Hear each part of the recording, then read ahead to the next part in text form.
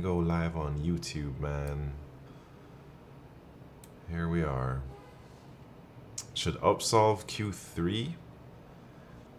You know what's better than that? Range based. I don't know if that's better, man. Sometimes you need the indices, you know? Especially if you're doing like some type of 2D DP or something. Range based ain't gonna cut it, man. Well, I don't know what you mean by range based, actually. What is your opinion on low high versus left right? I use left right.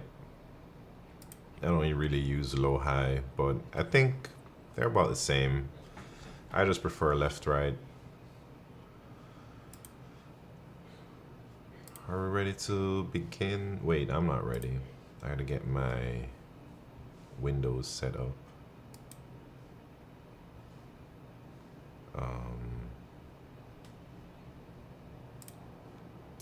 I also gotta turn on my speakers.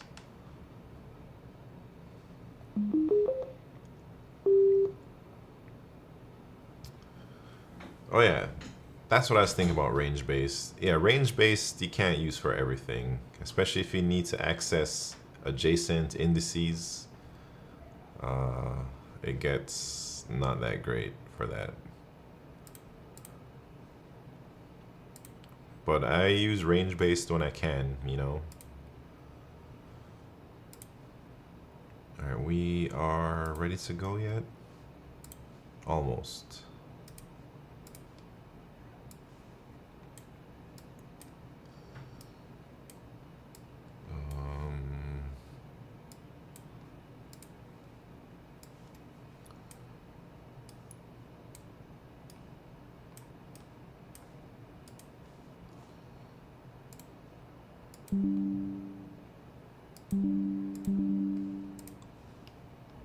Alright, man. Here we go. It's party time. Q3 may be my top 5 favorite LeetCode questions. That sounds a little bit wild. I do remember reading the problem though. I thought it was... I think I had some initial ideas, but I got scared because it had like 10,000 submissions and like 5 people solved it. So I was like, yeah, I don't think I can solve that one.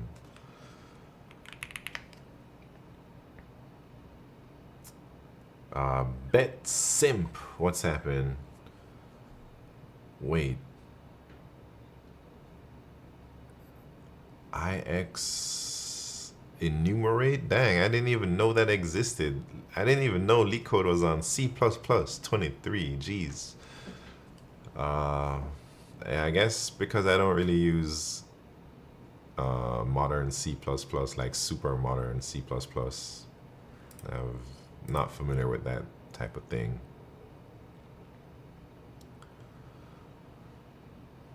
Alright, let's try the daily problem. Wait, but what is the advantage of doing it that way? Is there any advantage? I guess you can get that variable x like that easily. Easier to read maybe.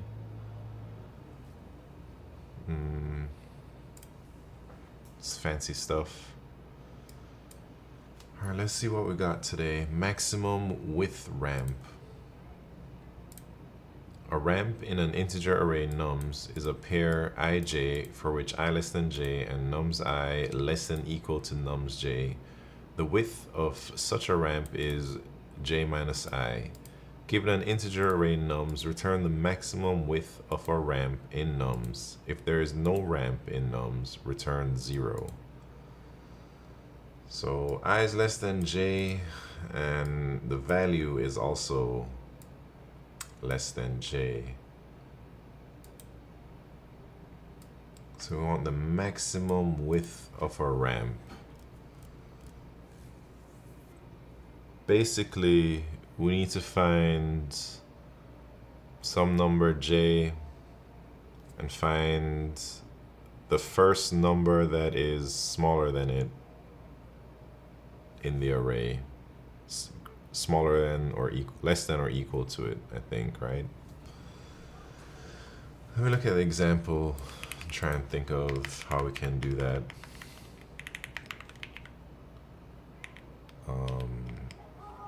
608215.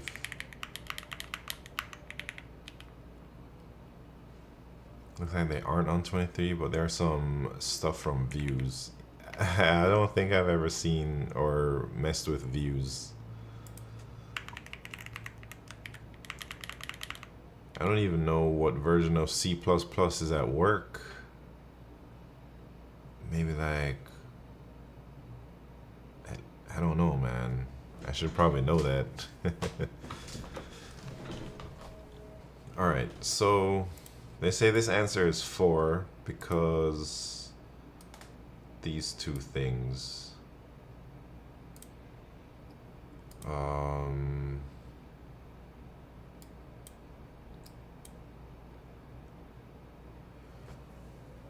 me think here.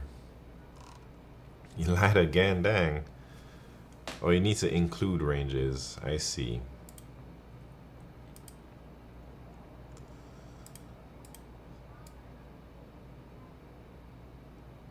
Smallest to the left. No, not any.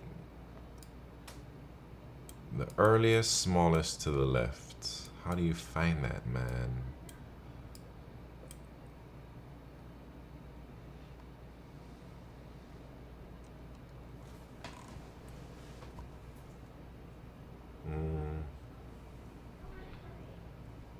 I don't know what to do. But let's see, maybe we can use some type of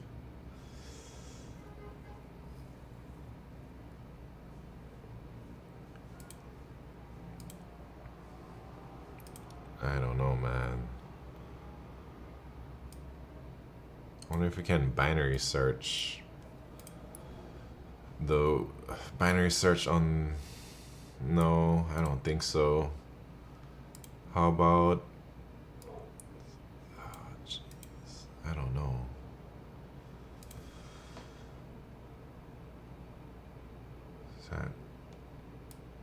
This is the best width that we can find.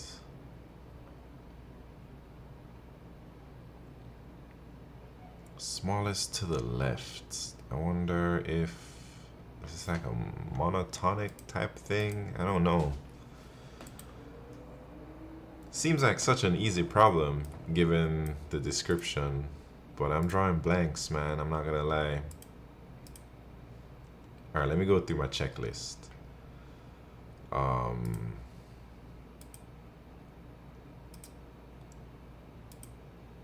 Wait, what is my checklist? Can we do some type of twosome?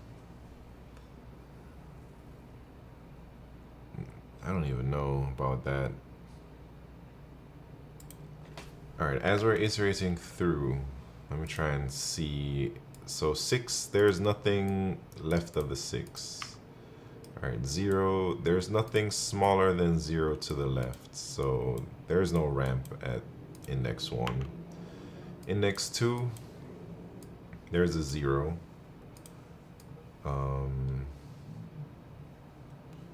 That could be a ramp.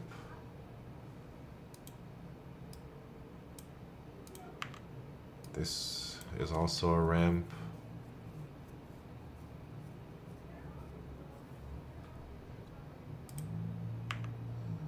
This is also a ramp.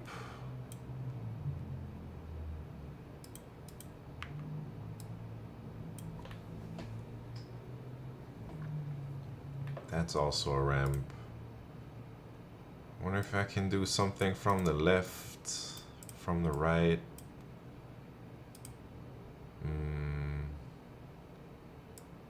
The first number smaller than it.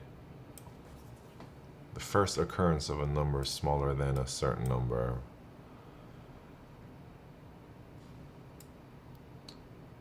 50,000 numbers, and num's I is also 50,000.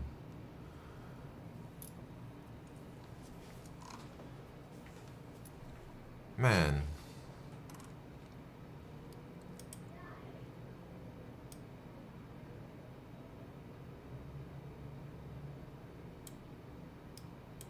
What if I had some type of monotonic increasing?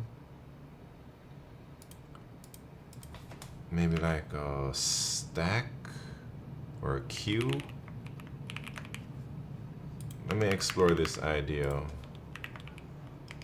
So maybe initially it's empty, and then we check it, there's nothing there, so there's no ramp. So we push the 6 into our queue. And then maybe we say no, because what if this was like 15?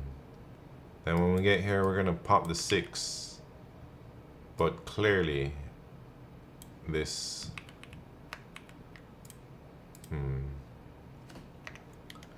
Alright, what about 2-pointer? Can we do some type of weird 2-pointer thing?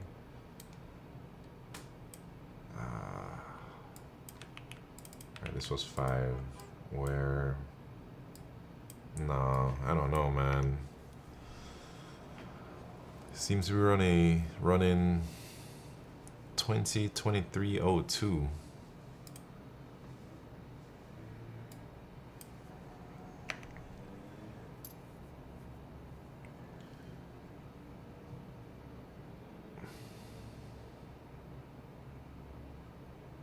I don't know what to do, man. Would sorting help me in any way if I just zipped up the index with the value and then sorted? That would give me at least... Man, they're saying this is a medium. 50% accept rate.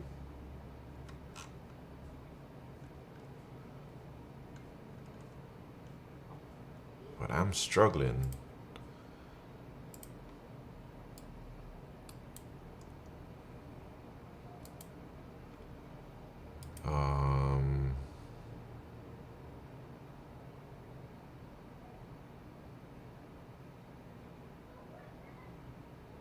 The first number smallest to the left.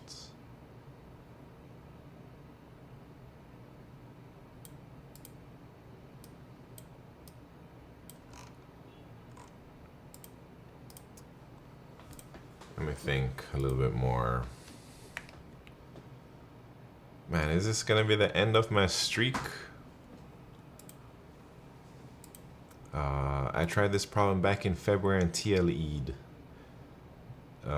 Did get it today, but crappy runtime though, so some progress, but not quite there yet. 2 points on what other approach have you thought about? Man, I've thought about many things, but I'm not sure. I think I went through a little monotonic queue, but I don't think that will work. Maybe some type of sorting. But give me some time to really think about it, because I feel like I should be able to get this problem. Maybe I'm just not ready for LeetCode today.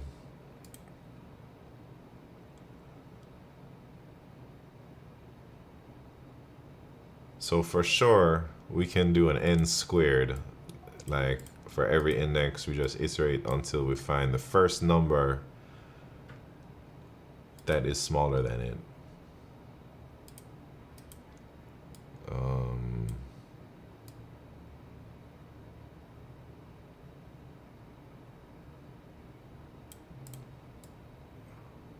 Or it could be the last number that is greater than a number to the right. It's like the last greater.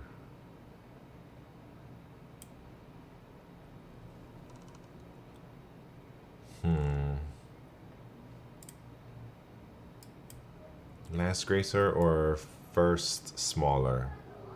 Isn't that, man, I swear people use a segment tree for some type of problem like that, like a next greater to the right. Is it next greater? I don't remember what the problem is. But I'm not too familiar with segment trees, and I feel segment tree for a medium seems not reasonable.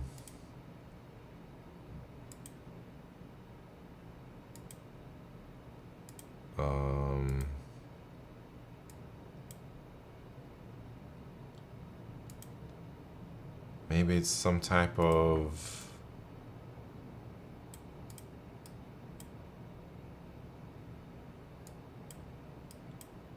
I don't know, some type of DP problem?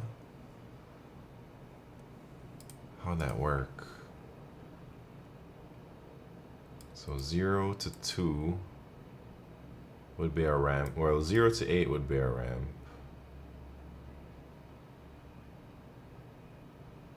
No. Man, I'm getting worse at LeetCode, I swear. Maybe I should retire, man. Go find another hobby.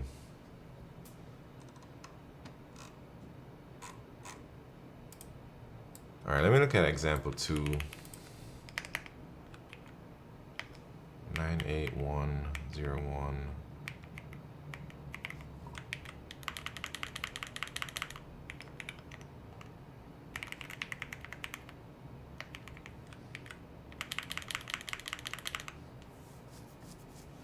So this answer is 7. And they say it's from index 2 to index 9.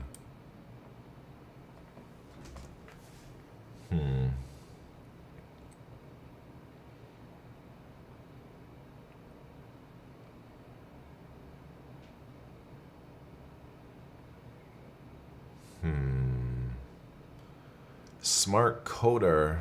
What's happening? Please retire from LeetCode and start Code Forces. Man, I don't know about Code Forces.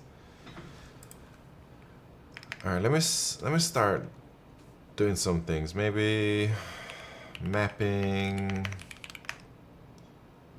the numbers and indices.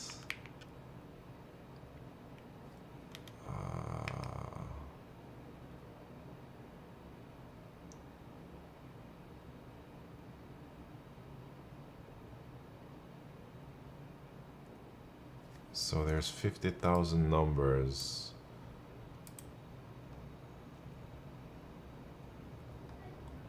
But if we mapped the numbers and indices, does that help me in any way?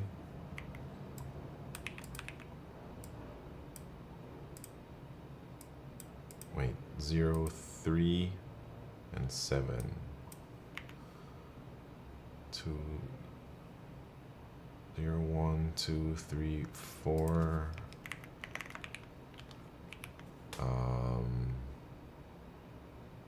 6, 8.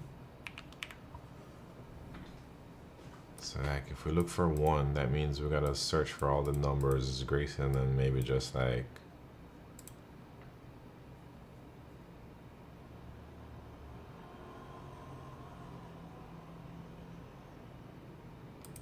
I don't know. I think I've thought about this a long time, but I don't think I'm making any progress. Should I take a look at the topics? Or should I give it some more thoughts, man? Is it too soon to give up, man? How much time has it been? Feels like about 15 minutes or so.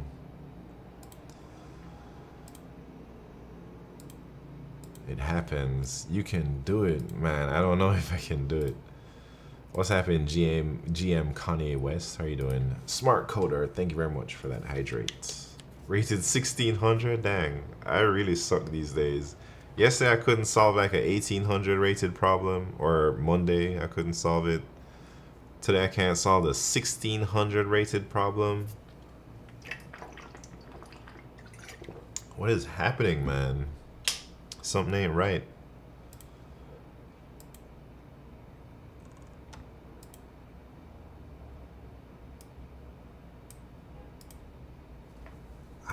less than j,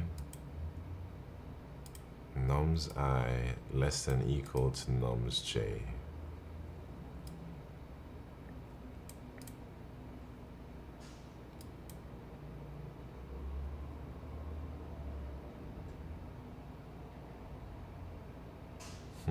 Some days just be like that, the full moon or something, maybe the weather. Yeah, maybe the weather, man. Maybe that hurricane is drawing all my brain juice out.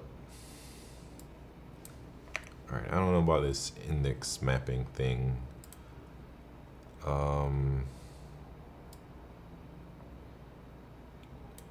So it's like the last occurrence of an element could be the biggest ramp, or the last occurrence of any number that's greater than it could be the widest ramp.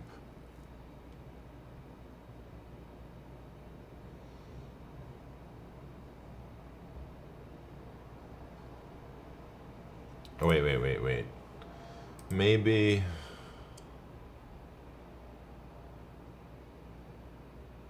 No. I don't know.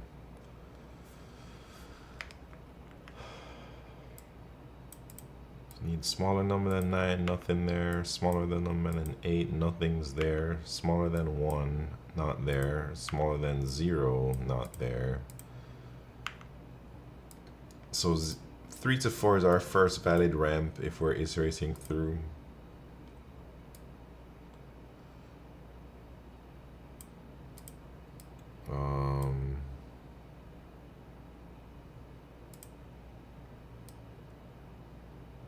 And that's of size 1. Then 9 and 9 would be another one.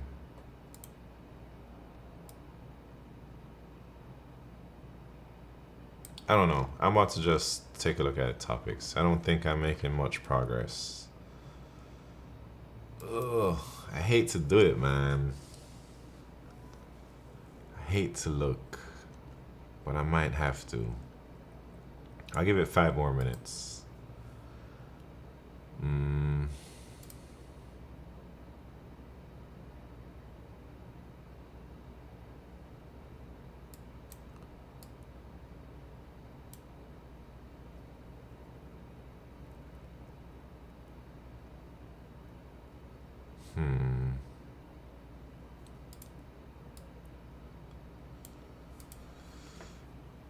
Can we just... Alright, what if we actually sorted this? It would be like 0, 1. This is the original value and the index. 1, 4. 2, 3.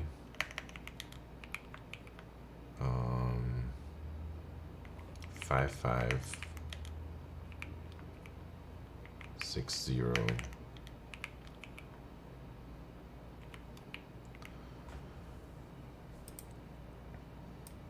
So if we sorted, then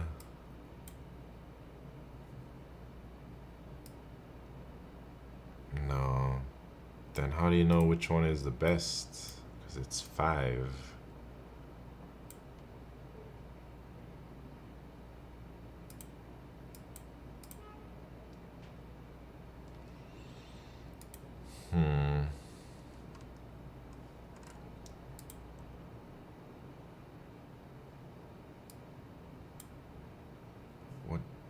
What can we...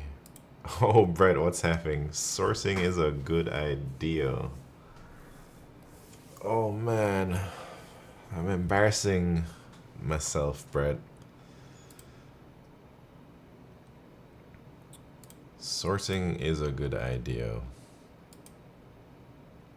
But what do we do with that?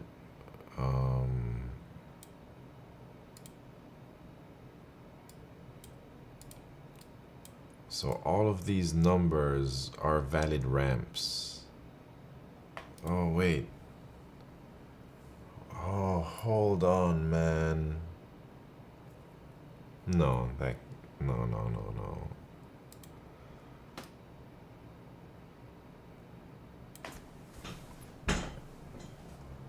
right, what if we sorted and then now we iterate through and then we remember the smallest index that we've seen to the left, and we take the difference. Oh yeah, is that it? Yeah, it feels like that makes sense, but that's tough. I don't think I've ever done anything like that. In some ways, I suppose that's like two-sum. So we sort, and then everything, like everything to the right of a thing would be a valid ramp, and then everything to the left will also be a valid ramp. Yeah, all right. Jeez, that took so long to realize, man. So it's tough for me, at least.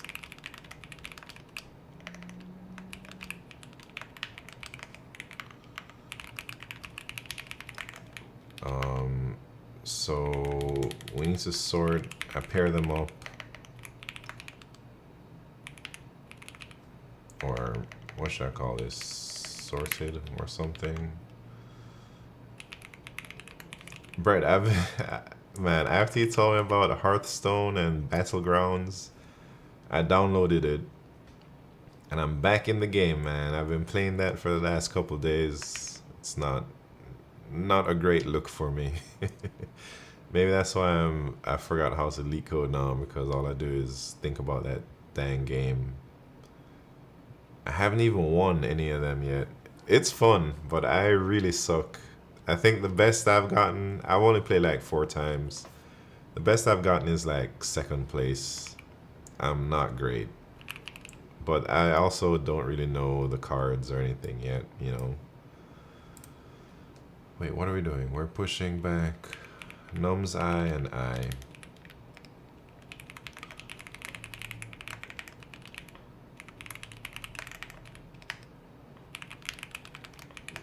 So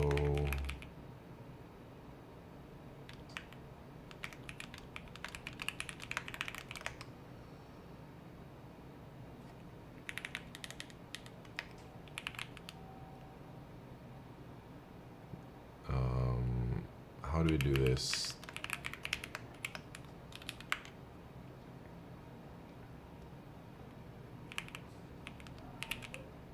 So the width is gonna be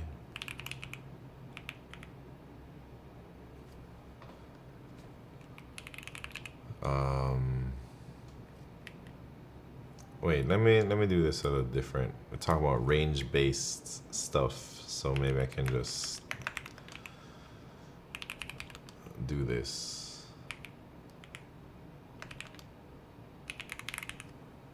So the width is gonna be, oh wait, I can't do that, right? No, yeah, I can do that. It's gonna be I minus the minimum, but that could be negative in this case. So if width is greater than or equal to 0, then I'll record the answer there, and then I'll just set the minimum equal to the minimum of these two things.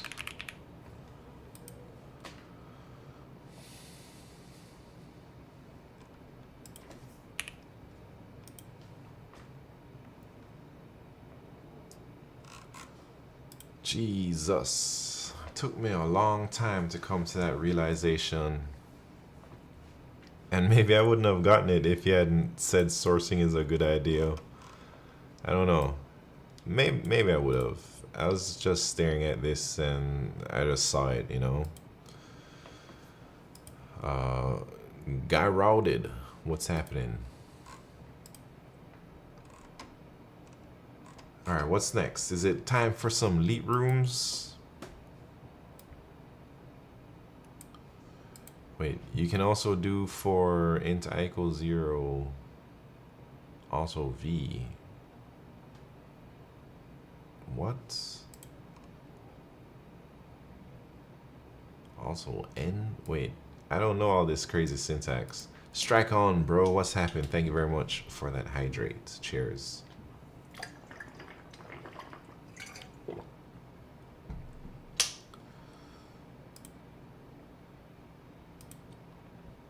Wait, in my first one?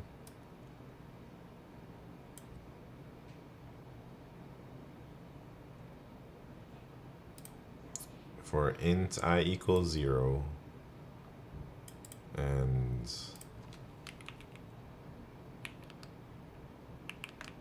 like that.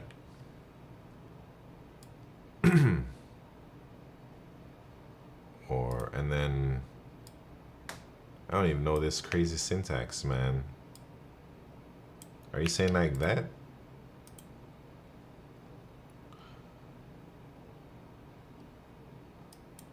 Or I guess this would be nums.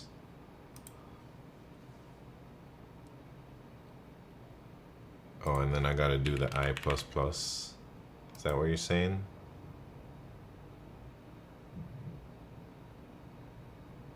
I don't know what you're saying, man.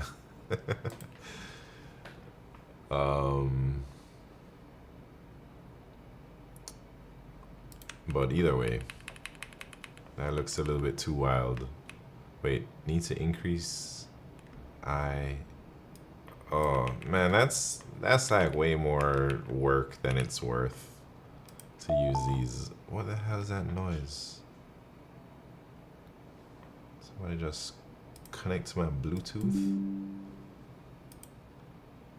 Anyways,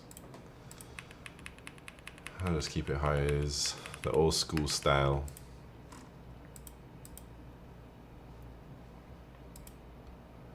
Alright, so I'm on a 10-day streak. This is probably the longest streak I've had in a long time. Like the daily streak. I don't think I've done 10 days in a row since a couple years now, man.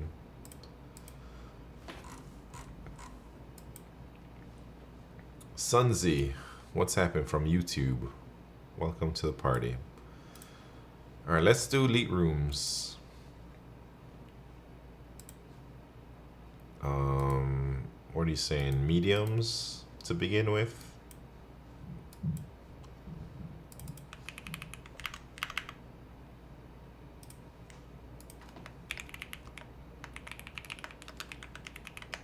All right, there's elite rooms code. Let me pin that. Here we go. Fruits into baskets. Number of restricted paths from first to last node. Verify pre-order serialization of a binary tree and add 2 numbers. Let's see, fruits in a basket or fruit into baskets. Do you ever do the weeklies? Nah, I don't have premium. You're visiting a farm that has a single row of fruit trees arranged from left to right. The trees are represented by an integer array of fruits, where fruits I is the type of fruit the ith tree produces. You want to collect as much fruit as possible. However, the owner has some strict rules that you must follow. You only have 2 baskets, and each basket can only hold a single type of fruit. There is no limit on the amount of fruit each basket can hold. Starting from any tree of your choice, you must pick exactly 1 fruit from every tree, including the start tree, while moving to the right. The picked fruits must fit in one of your baskets. Once you reach a tree with a fruit that cannot fit in your basket, you must stop. Given the integer array fruits, return the maximum number of fruits you can pick. I don't know what they're talking about. Don't defense. What's happened? Type racer. Quick before Pixel Pusher gets here. Man, Pixel Pusher might already be here. He is here. All right. It's time for a little type racer. And then I'll solve this fruits in a basket. Already. No refunds, man. You want to race? Let's race. All right, where are we at? Oh, you want death mode? We can do death mode. I'll do death mode. All right, death mode.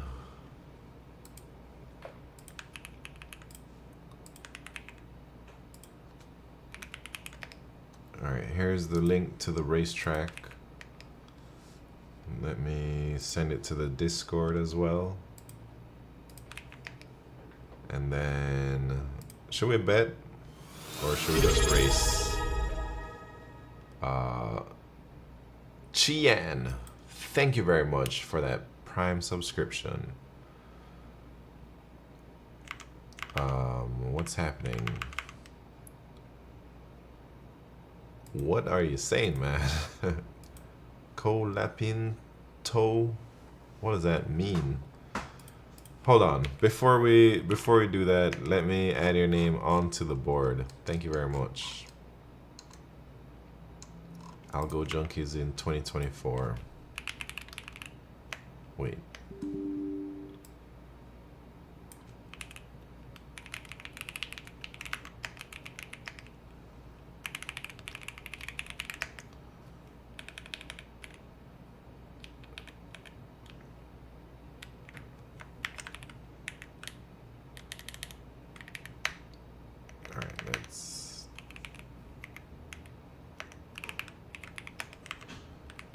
There we go. Thank you very much. And back to the type racer. So, all right, let's just race. No bets. We're just gonna race. First race is the warm-up. Second race is the championship round. Whoever wins this, their name goes on the website in the Type Racer Hall of Fame. But this is not, we're not talking about the warm-up round, man.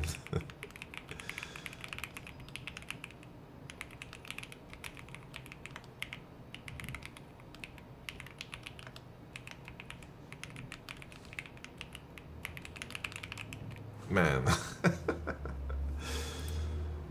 Man, death mode is like way too hard. I'm not gonna lie. Look, nobody, I guess I won that. Look at that. Nobody reached as far as I did. But anyways, that was just a little warm up. Now you have an idea of what to expect. Let's do the championship round. Somebody, if nobody wins this, nobody's name goes on the board. Cola Pinto is an Argentine F1 racer. I see. Welcome from Argentina. Man, that's pretty cool. I don't really watch F1. I used to watch F1 like a long time ago in the 90s, but I don't know what's going on these days with F1. All right, y'all ready? Here we go, man. Should I get on the board because you paid for it? You can't buy your way on there on the Type Racer Champs.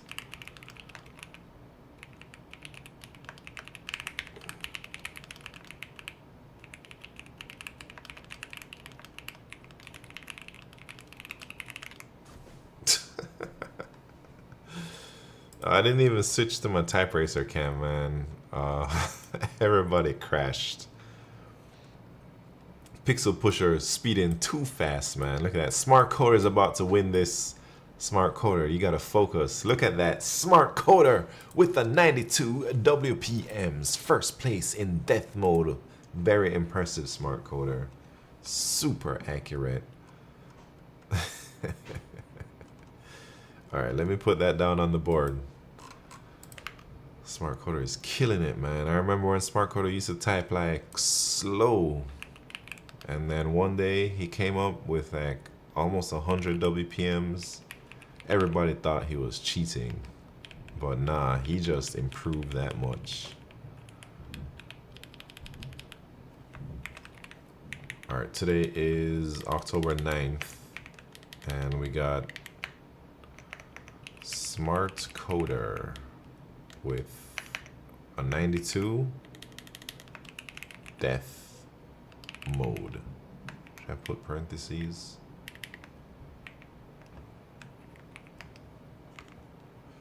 Pixel is cheaters? Nah, Pixel is one of the fastest typers in the world. He even sent videos to show how fast he types. His fingers move so crazy, man. Alright, type racer finished. Back to the LeetCode. So fruits in a basket. Fruits into baskets. Let's look at the examples. So here, wait. This is a type of fruit. Alright. So here they say we can pick from all 3 trees. So fruit 1, and then fruit 2. Okay, I think I can solve this. This is just like a frequency count, it looks like, and we want the most frequent counts. So basically we need to sort by frequency and choose the top 2 frequencies, yeah? How can we do that? I suppose we'll make... Wait, how many different types of fruits are there? There's a lot of fruits. So I'll make a frequency map. I'll iterate through all the fruits and increment the count of every fruit. And then we just need the top 2 counts. So I guess we can do something silly like sort all the frequencies and just take the top 2. Or I can try and do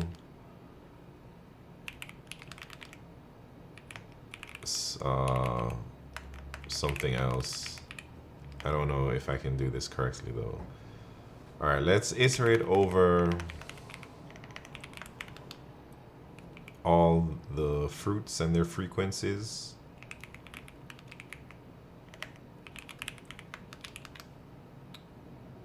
And we'll say, alright, if the count is greater than the best, then second best is the best, and then the best is the count, right? But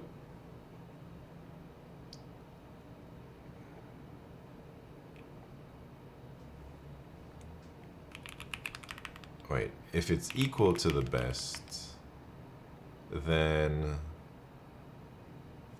well, maybe this can be greater than equal.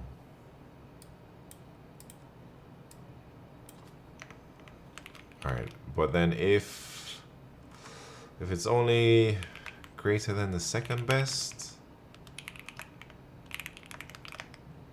then maybe we just update the second best to the count. Will that logic work?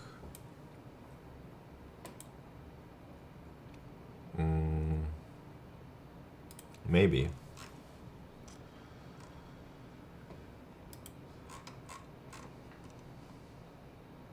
Wait, maybe not.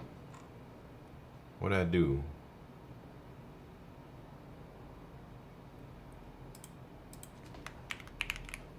I didn't finish typing out the type. That's what I did.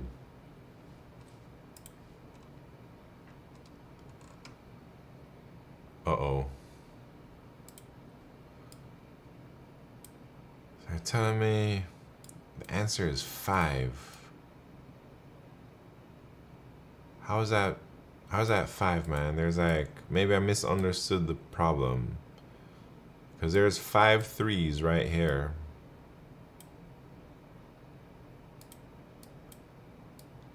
So I thought I said we got 2 baskets, you know? Let me reread.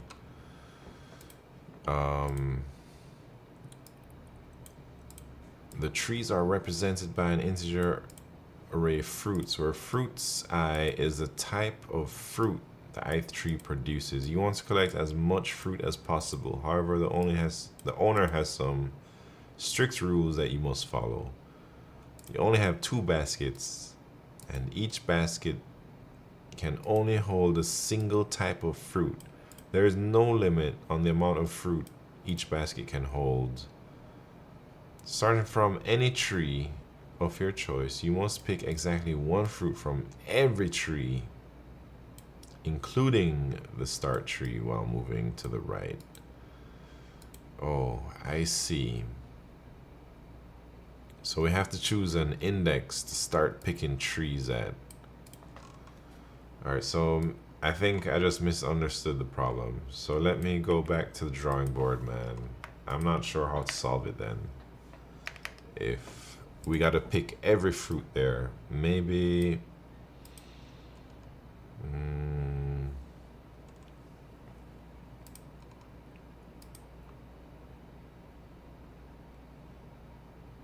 Alright, I guess we want to do a frequency map. Maybe we just want to start at oh,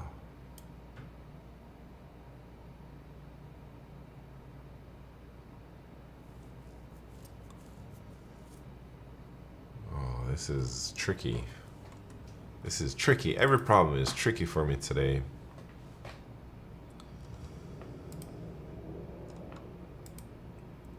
Maybe...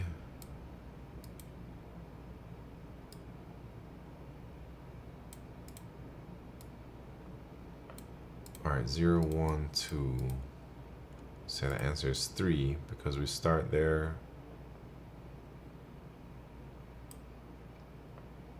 Maybe it's like a sliding window problem. Where we can only have, yeah, I'm gonna go with sliding window where we can only have 2 types of fruits in the basket. So I'll still have a frequency map.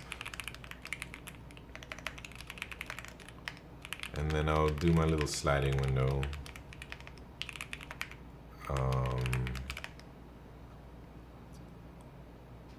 How do I do sliding window? I really need to redo.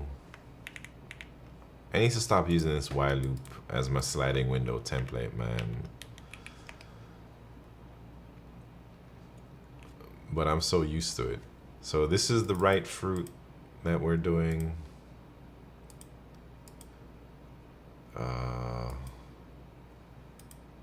And then what do we increase the frequency count of that, and then we shrink the window if the size of our map is greater than 2, because we can only have 2 fruits in the basket. So this is our left pointer fruit, and then we decrement in the map. I really should be using like a multi-map here. I think that's what it's for, but I'm just gonna do some bootleg things and check if after we decrement the left pointer, if it's equal to 0, then we should just erase it from the map. And then, oh, how do you know how many fruits in the basket, man? Should I also have a count? No. It's just gonna be the R minus L, I think.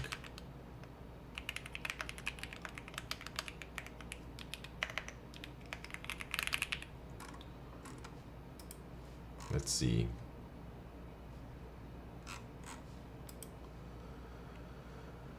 All right. Did that work? Yeah, not too bad. I misread first. All right, what's next? Number of restricted paths from first to last node.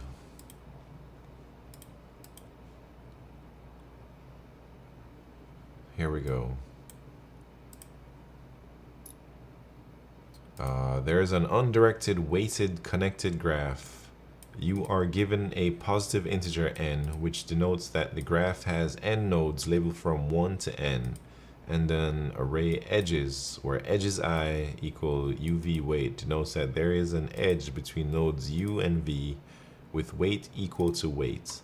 A path from node start to node end is a sequence of nodes such that the first one is the start and the last one is the end. And there's an edge between every node in the sequence, or I and I plus 1. The distance of a path is the sum of the weights on the edges of the path. Let distance to last node x denote the shortest distance of a path between node n and node x. A restricted path is a path that also satisfies that distance to last node I is greater than distance to last node I plus 1 for all i's within k. Return the number of restricted paths from node 1 to node n. Since that number may be too large, return it mod big prime.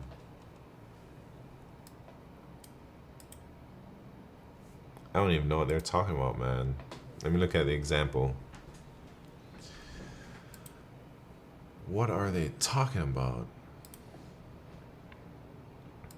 So we have 5 nodes, and they say this is how it looks. And the answer is 3. Wait, what are we looking?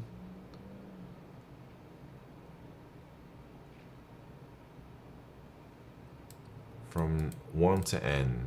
So we're looking from node 1 to node 5. Number of restricted paths. What is a restricted path? A restricted path is where each node is further away from the next node in the path. Don't defense. Man, I'm not banning anybody unless they deserve it.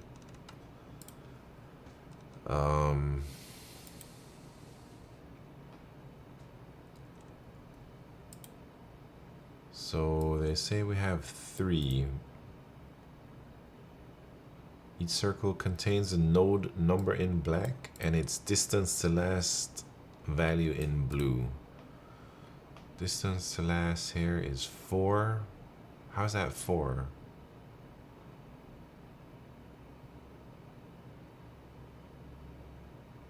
Oh, 3, 1, 1. That's a minimum distance. Wait, how many nodes are there, man? There's a lot.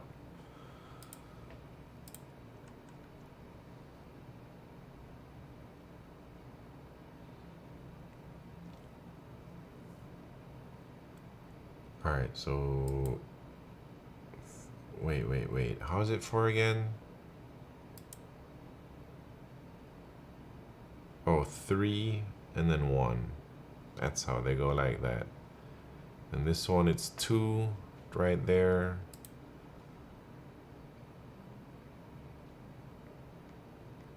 That's 1.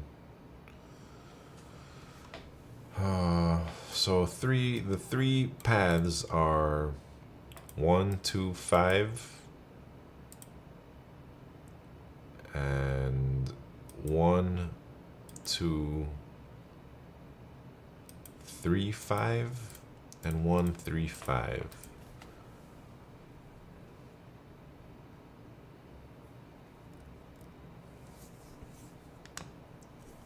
Man, how can we do this?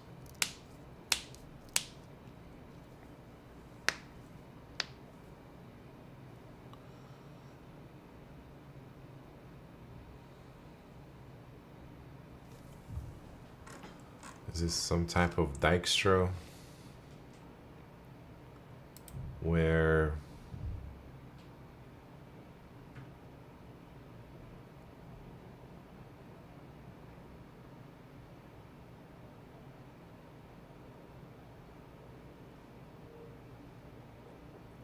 I go from, all right, if I did a Dijkstra from the last node to the first node, maybe that will give me all the distances to the last node, or no. Steven Saggy Ball, what's happening, man? What are you doing?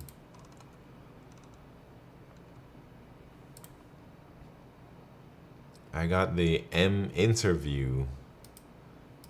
The M interview? Wait. What do you mean the M? The meta interview?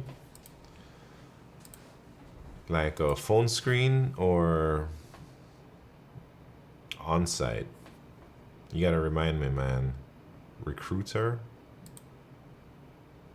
Onto phone? Recruiter on what? Wait. Onto on-site. So which one are you going to, man? Did they just hit you back up to say, hey, would you like to chat? So the first one you gotta do is just a chat, informal chat with the recruiter, and then you go onto the phone screen, then you go to on-site, or what?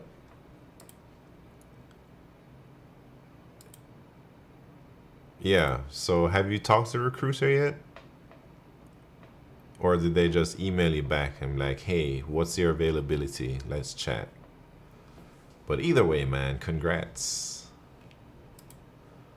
It's for Friday. Very nice. Are you ready for that? You know what you're gonna say? They're gonna ask you like, tell me about yourself or something. They said Seattle and Bay Area, NYC has some positions. Rafa, Jay, chillin'. Welcome to the party, man. Seattle and Bay, man, if you move to Seattle, you can link up with Enrosis and Pat's Hello World and whoever. They said NYC has more people than positions. Yeah, that means it's super competitive to get into NYC.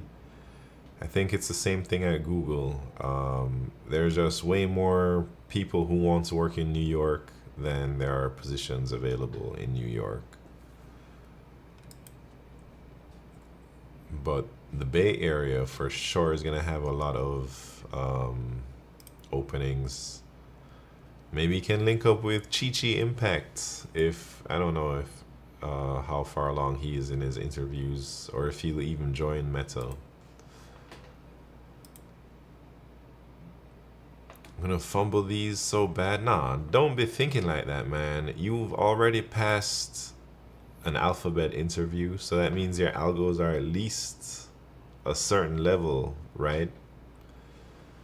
And then set expectations low. I don't like high expectations. Nah, I don't know. I think you gotta have at least a little bit of confidence in yourself. I technically passed the Google interview. Wait, what do you mean by that? Oh, you mean you got we used the Google interview bank and had the Google interview training. Oh, I see. So it's like the same interview for Google and its alphabet companies. Yeah, so you passed the Google interview, which is supposedly one of the toughest technical interviews to pass, like algorithms. They give you an offer? No, I think he's saying he has the phone screen or the recruiter call on Friday. It's honestly RNG, like some stuff I'm good at. Yeah, it is RNG. That's why you should try and make it as little RNG as possible by working on your weaknesses. So if you do roll a really bad roll, like a 1 or something, at least your worst topic, you'll be somewhat prepared, you know? Meta interviews are tough with programming, but Google is tougher with system design. Is that true? Well, L3, L4, Google doesn't even ask system design. And I think Meta cares a lot about speed, and the Meta LeetCode problems are no secret. You know, just follow my roadmap. Yeah. Meta has a question bank, which everyone follows. Cool, you can ask whatever you want. Yeah, I think everyone is aware of the types of problems that Meta does. I think it's just the LeetCode tag problems, man. You can probably ask Chi Chi Impact or Real Raymond Jones. I think they're in meta interview loop currently, man. Google asked me some better questions, but they weren't hard.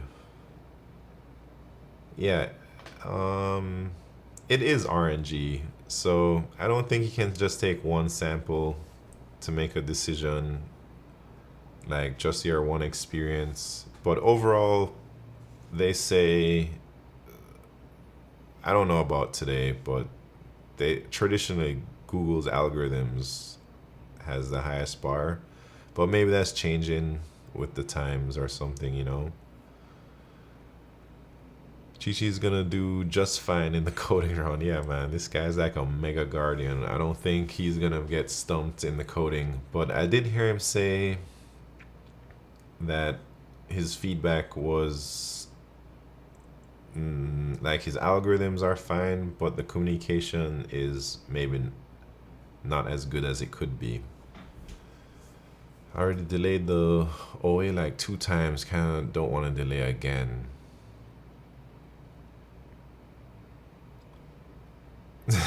Vet simp with the roadmap. Yeah, just buy the LeetCode Premium, man. You got like 6 digits in the bank. Just easy decision to spend $100 on LeetCode Premium. You should stream it. You should really stream it, Steven Sagiball. I know you like to joke around about how you're streaming all the time, but you never actually stream. But you should get out there, turn on your camera, and talk to the stream as you're solving the problems. Put some pressure on yourself. And then that way, when you do get to the interview, you're like somewhat ready. You've been in a high pressure environment trying to solve algorithms before, so it won't be as bad. Maybe you won't like I think it's gonna be good.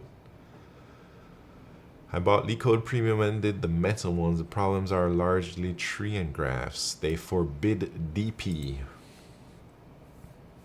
Yeah, I heard most people don't ask DP, like most companies. I usually turn off my toes cam. Man, I don't believe that. They forbid DP, but they allow top-down with caching, so you can still get asked DP. Wait, isn't top-down with caching DP? What's the difference? I got DP in my Google. How unlucky was I? Yeah, I never got DP on my Google interview. What did I get? I got a top sort. I got some binary tree DFS with a stack type of problem. I got like, I don't even remember what I got, man. I got some hash map type of problem. I got some backtracking, yeah. And I got like some array problem or something. Wait, someone redeemed a hydrate? Yeah, overfit. Thank you very much for that hydrate. Cheers.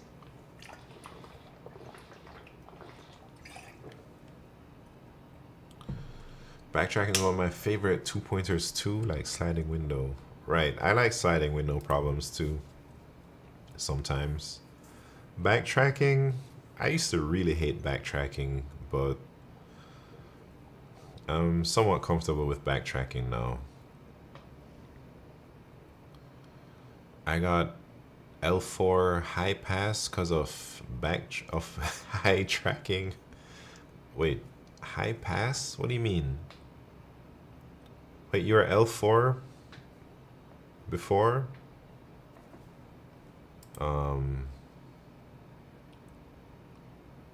No. What do you mean you got L4 high pass? Like strong higher? Remember the manager wanted me to interview again because all my other interviews were strong. Oh, so you got down leveled? Oh, right. So you're going for the L3, L4 loop and you think you did really good and then you got down leveled. Right. same thing happened to me, man. And I think it worked out fine for me. I really do feel maybe that the down leveling for me was the right call, but not because of my algorithms knowledge or anything. I think just because ramping up to a big company was very different than what I was used to. Like there was other things that I was missing, and then maybe if I had joined at L4, the expectations would have been a bit higher for me, you know. I might have gotten fired if I was L4, yeah. Maybe I don't know if I'd have gotten fired, but I don't know. But it gave me a lot of time to get comfortable in the role. And now that I'm L4, I feel comfortable as L4. And yeah, everything, I feel like really good at work. Things make a lot of sense. I know about the internal tooling a lot more. I know, like, I feel like I've seen some shit now, you know? You need to become an eng manager and hire us all, man. That would be pretty cool if I became a manager and I could just chill. I don't really know what it's like to be a manager at a big tech company.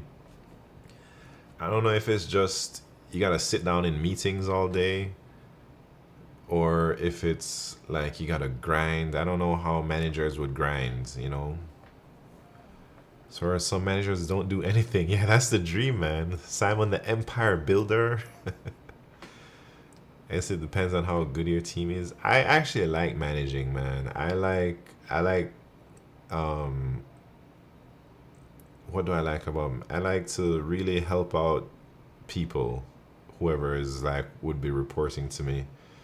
Wait, is L4 Grayson L, yeah. So L3 is like a new grad or a junior. L4 is like mid-level. L5 is senior, L6 is staff, and then L7 is like senior staff. L8 is principal engineer. L9 is distinguished engineer. L10 I think is a Google fellow, and L11 is like Jeff Dean or Sanjay, and then L12 is like Sundar. Or I don't know. I actually don't know L11. I think they made L11 just for like Jeff Dean and Sanjay. L10s are like execs. I'm not sure if executives go on the L thing or some other ladder. I really don't know, man. That's way above my pay grade. Higher number is better, yeah. Did you see the DeepMind CEO just won the Nobel Prize? Yeah, I did see that. We got an email about that. Google's taking L's left and right. I don't know. Are they? Maybe. I feel like after distinguished and principal, they're not much better engineers. Yeah, I mean, I think, I don't know what you have to do to become a Google fellow, but I imagine you did some incredible contribution to the company that it's like a honorary title, you know. Maybe they're not much better engineers technically, but they've executed incredibly on something, you know. Do you think you can afford home at L5? Man, for sure. L5s be making like, I don't know, 350, 400K, depending on if you're a homegrown L5 or like a external hire L5. Wait.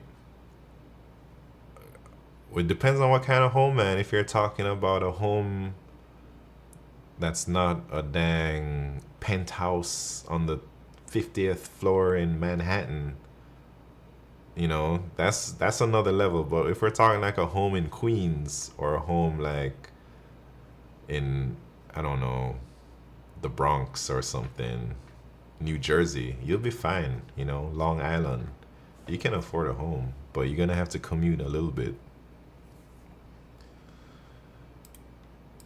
Whatever you want. Yeah, I don't know if I'd like to live in Manhattan just because I'm not that rich. Yeah, Long Island isn't bad. I have a few coworkers that live in Long Island and they do the commute. I bought a home on a mid-ass salary. Kind of. Wait, dang, Rafa J chilling. You're balling, man. But that's like a. That's not. That's not a big city home, is it? Google has those Google hotels. I want to try them out. Steven Sagabal, I might be staying at one of them dang Google hotels in December. So once you have a wife, kids, you're gonna need a yard and stuff. You don't need a yard, man. But I suppose you can get that if you move to Jersey or Long Island. Buy a coastal home close by to New York and fly every day. That's too balling, smart coder. That's not. Buy a Florida home, yeah. Good luck with that. Man, let me check on this hurricane. What's it called? Milton.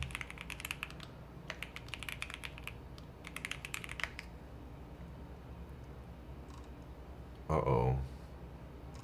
Where is it at? Did everyone evacuate? I'm sure everyone did not evacuate.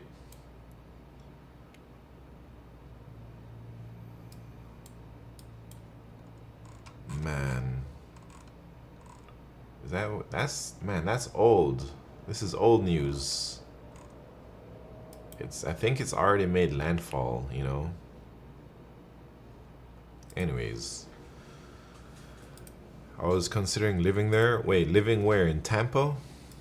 No one evacuated. I think it was downgraded to 3. Yeah, good thing it was downgraded, man. But it was a scary hurricane, man. At least before it got downgraded. Thought Florida was like cheaper than Cali, Tampa. It is cheaper than California. Tampa, Orlando is somewhat cheap, maybe. At least you can buy a home or something. Hold on, I gotta use the bathroom. I gotta pee. Be right back.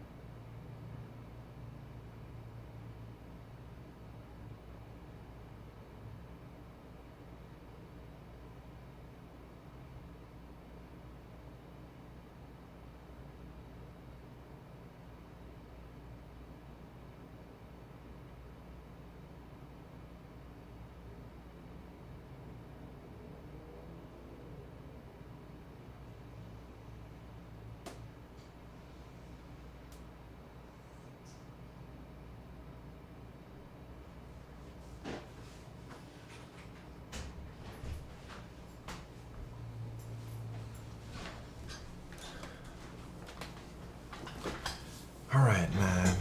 I'm back. What are y'all talking about? Man, I haven't even done any LeetCode and I've just been joking around. Brett's already finished the room a long time ago.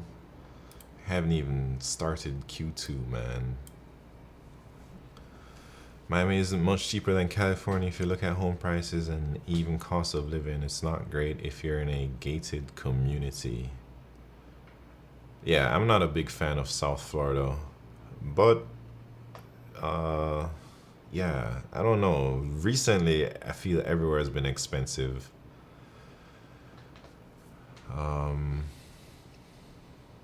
Hurricanes have kind of turned me off of the idea. Hurricanes ain't that bad. They're not as big of a problem as you think they are. Like a category 4 or 5, it's really rare.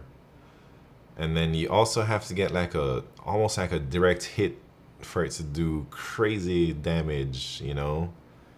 And I think Cat 1, Cat 2, Cat 3, nobody really cares about those in Florida. All right.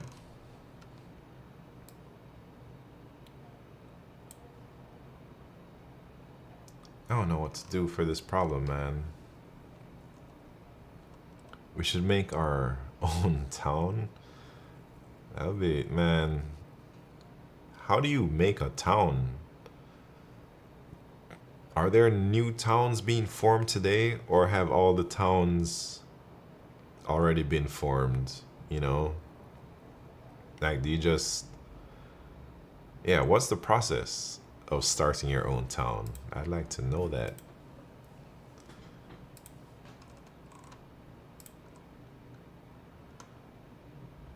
Make a neighborhood outside of city limits. Is that how you make a town?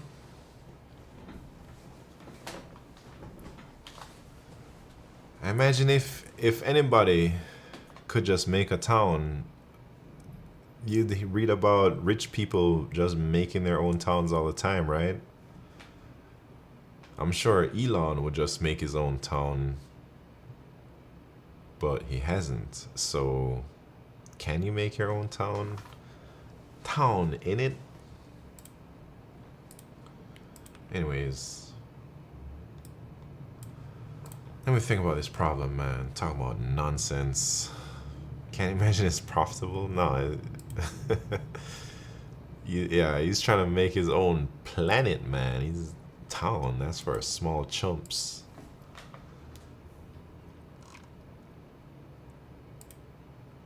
All right, so we got to do something. Mod the answer. So once we get the distance to the end node,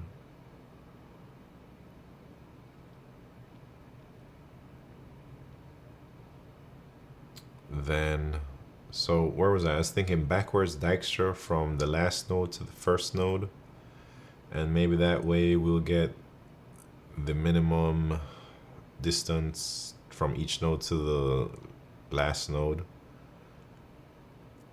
And then from there,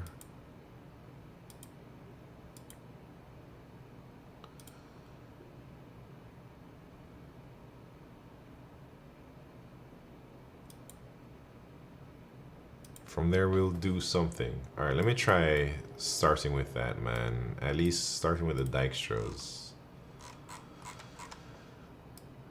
Man, is it Dijkstras? I don't want to code it up and it turns out it's not Dijkstras.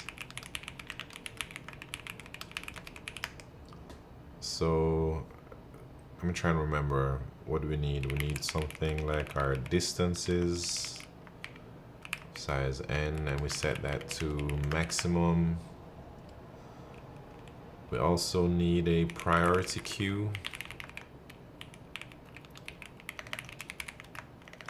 of pairs.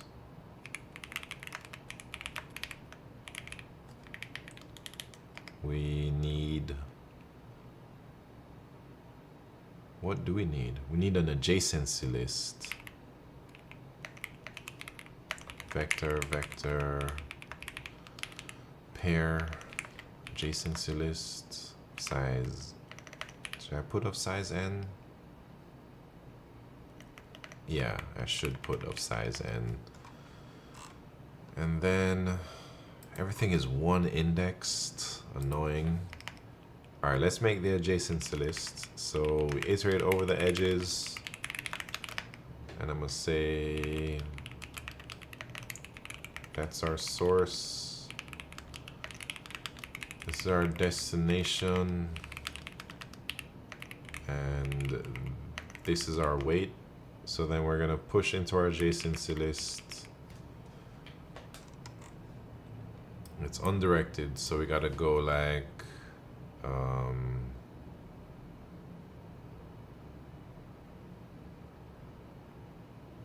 wait, can I use Dijkstra's here?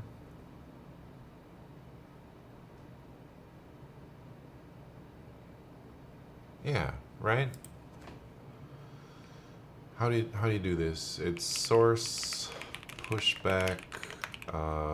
We gotta put the weight first, so it sorts by the weights, I think. No, this, who cares? Because it's just the adjacency list. We're not doing anything special with this, but in the priority queue, we got to put the weights first. What are we doing? Destination, and then from destination to source. And then now let's set the distance to node K, which is, I guess, node N minus 1.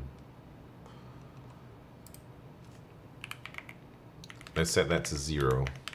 That's the last node. And then let's push into our priority queue the weights, starting weight of 0 and N minus 1. Right? Alright, let's run this Dijkstra's now. So while there's something in our queue,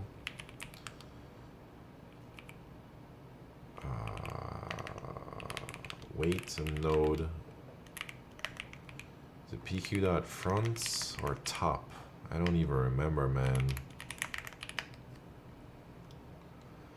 So this is the first node, and then we need to visit each thing in its adjacency list, but maybe I can just do this little check, say if the weight is greater than that, then we should just continue. All right, so now we gotta iterate through all its children.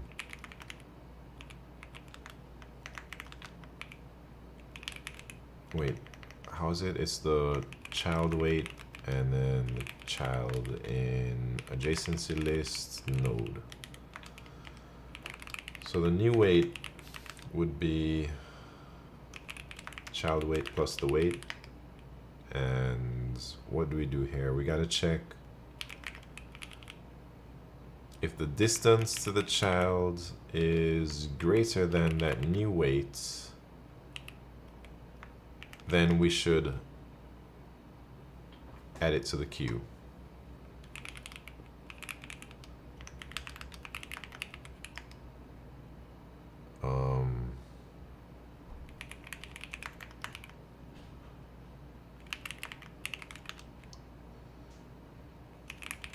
Right? Is that how you work Dijkstra's?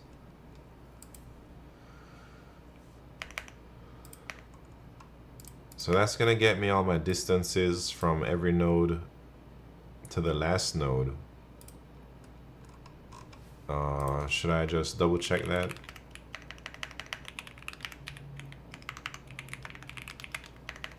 I'll print out the distances.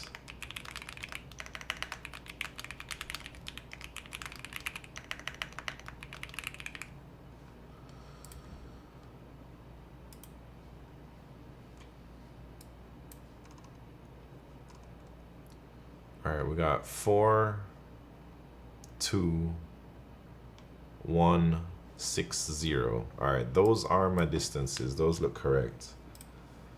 And let me check the other one. These distances, 5,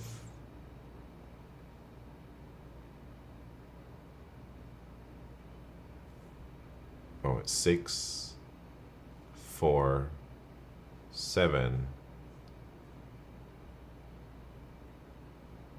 3, 2, 0. All right, those distances look good to me. All right, what do we do with those dang distances now? Rocky 88, what's happening? Now I think we've got to do something with them, man. Let's look at example 1. Let me look at these distances and let me try and figure out the pattern here. So we start at this, and we gotta find how many ways to get to the end. So I'm thinking like maybe DFS. Hold on, let me bring up my pen.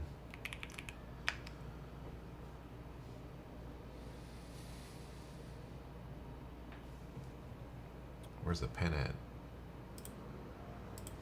All right. Oh, shit.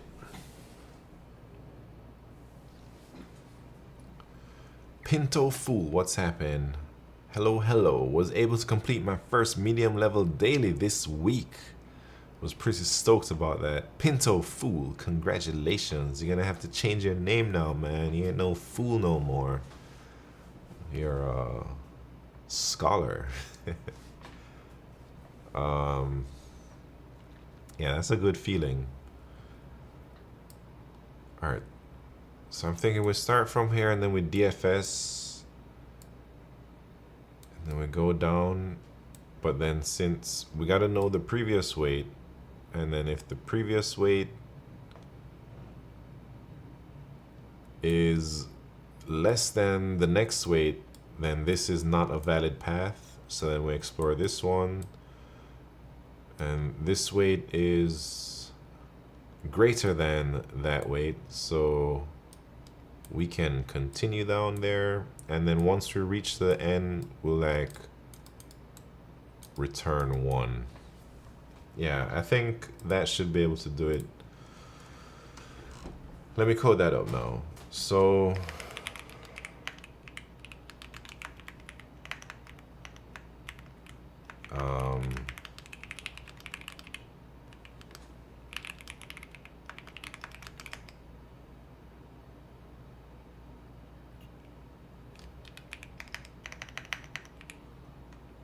let's see.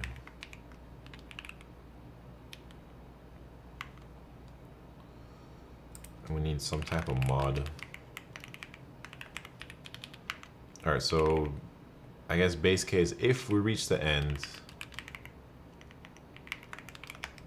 then we should just return 1. And then now, I guess we can also say if the previous weight is greater than, is it greater than or equal to?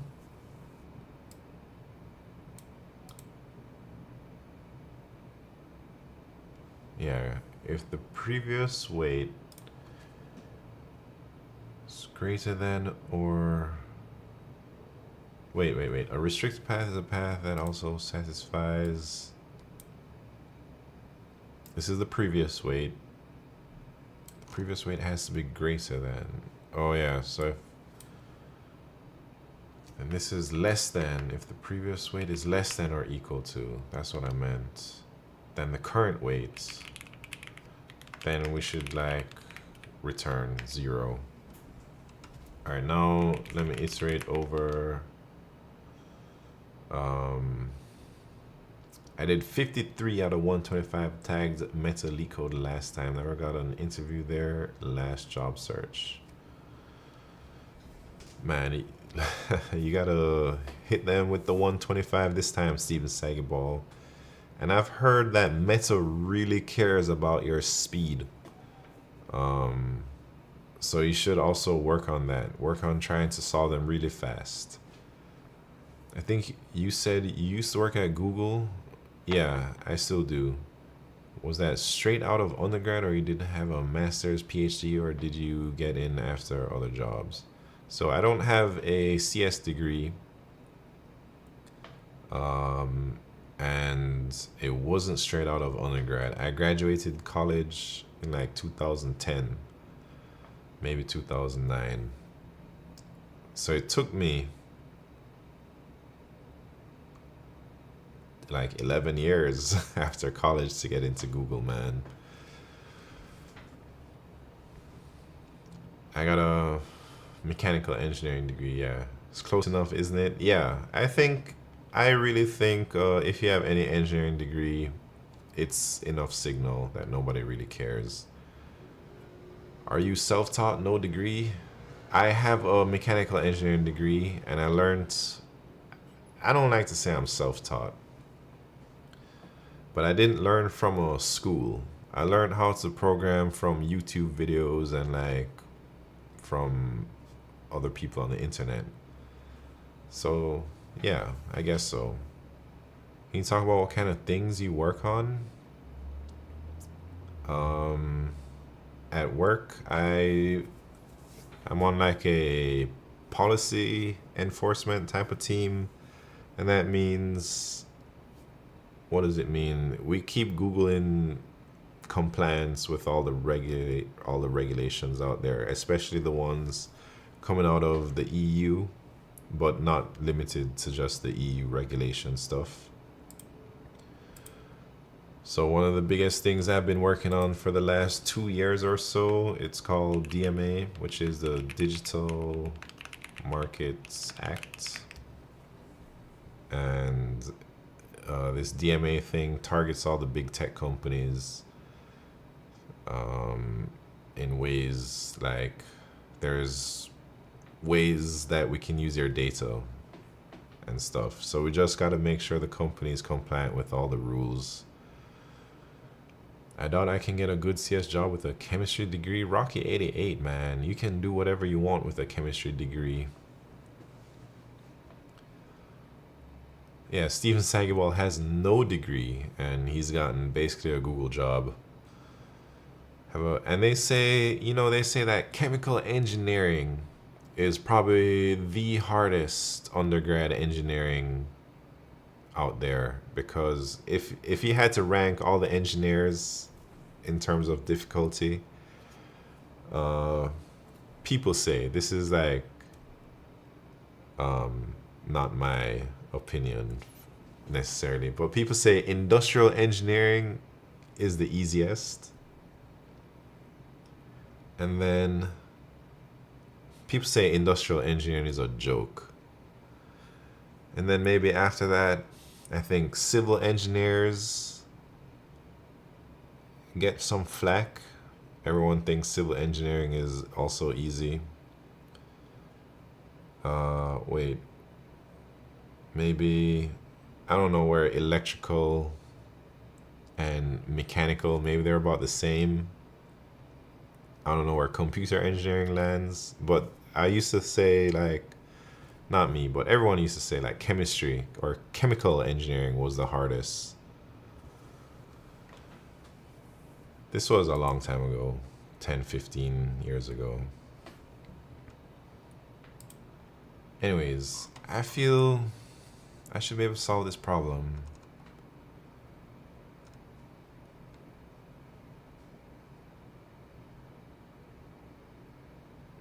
Anyways, environmental engineering used to get rinsed a lot, at least in the UK. Yeah, environmental engineering also sounds like one of those majors that all the other engineers used to make fun of. But at my school, 100% for sure, it was the industrial engineers and then the civil engineers that got made fun of the most. Dang, graduated in 2004. Yeah, it's a long time ago, man.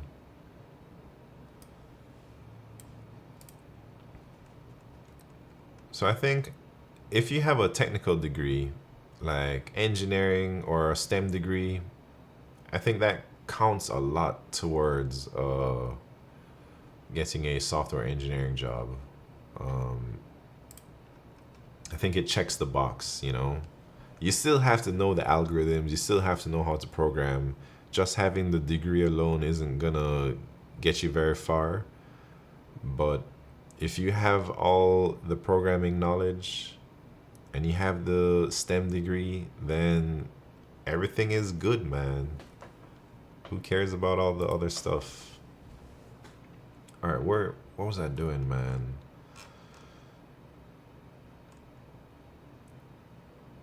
Oh yeah, so I'm iterating through the children.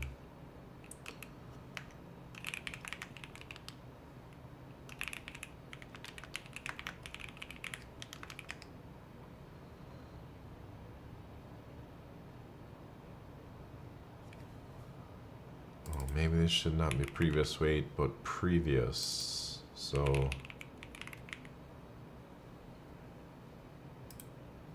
and then maybe I'll be like, if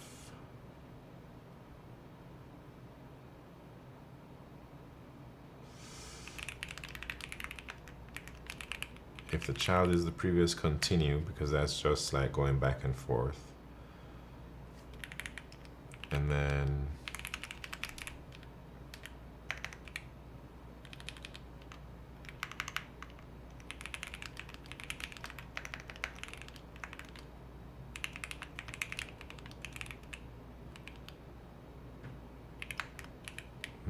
that, and then I gotta mod it.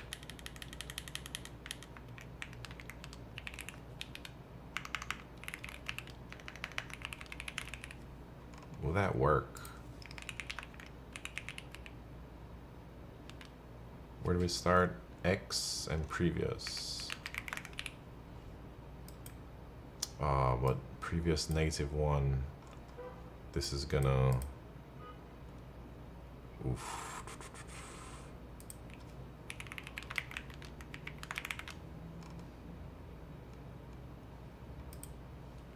Anyways, if I went to college right after high school, I would have graduated in 2010, and I'm 36. Wait, what?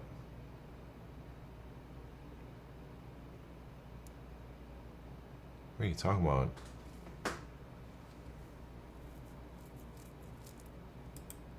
$42? Oh, my age? Yeah, I graduated. Yeah, I'm around that age. I'm in my upper 30s. Oh, hold on. I'm returning 0. Seem like 29? No, man. I'm not 29. Alright, will this work? TLE.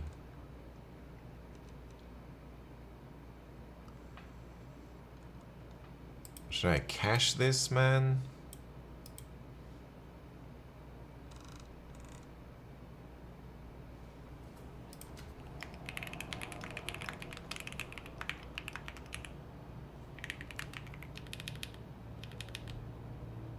So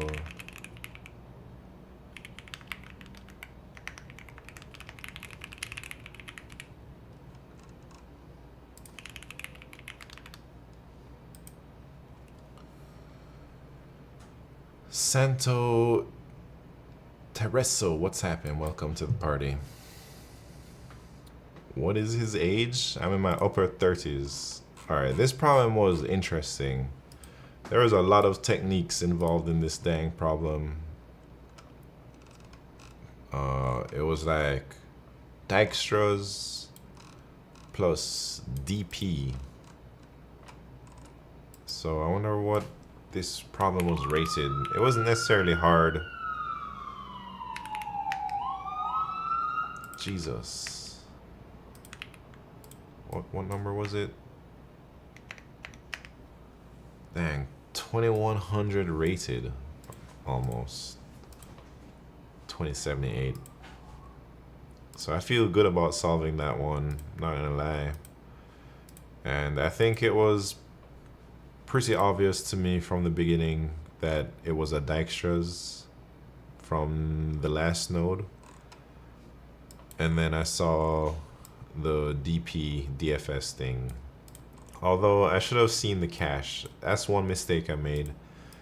I didn't think to do the cache initially, which definitely I should have thought about that, man. That's a good green screen? What do you mean? Talking about playing outside?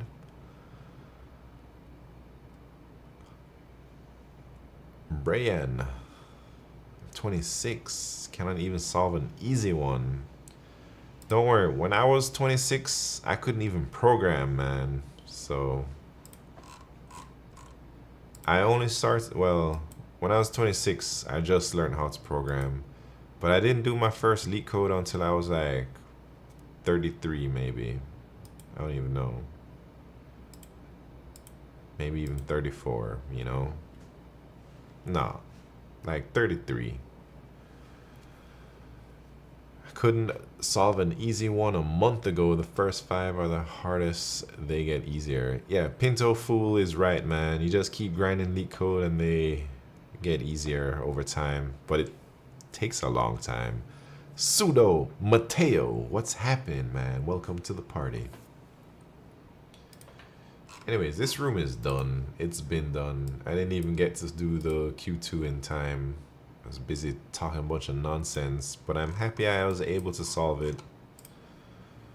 I think, yeah. My Dijkstra is good. My DP good. Should we just do another room or should I just continue with these problems in here? Alright, we can do another room. Maybe I'll put some, like, 1 easy, 2 mediums, 1 hard this time.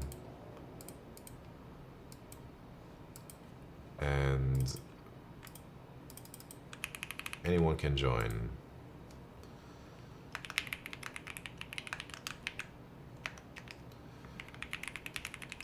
What switches? I got Aqua Kings as my switches, but I have to say, man, if you like the sound of my keyboard, it's a combination of everything, but I think the #1 contributing factor to the sound of my keyboard is the keyboard itself, is the Bubble 75. Because I have a bunch of other keyboards and I try these switches and I try similar switches in all of my keyboards and none of them sound anything close to the Bubble 75, man. And before people start making keyboards out of different kinds of wood, man, I would like, I mean, there are wooden keyboards out there already. I don't want any keyboards, man. I got too many. All right, here we go. Here we go. Let me paste this in the YouTube chat. I don't even know if anyone on YouTube is there, but we'll do it anyways.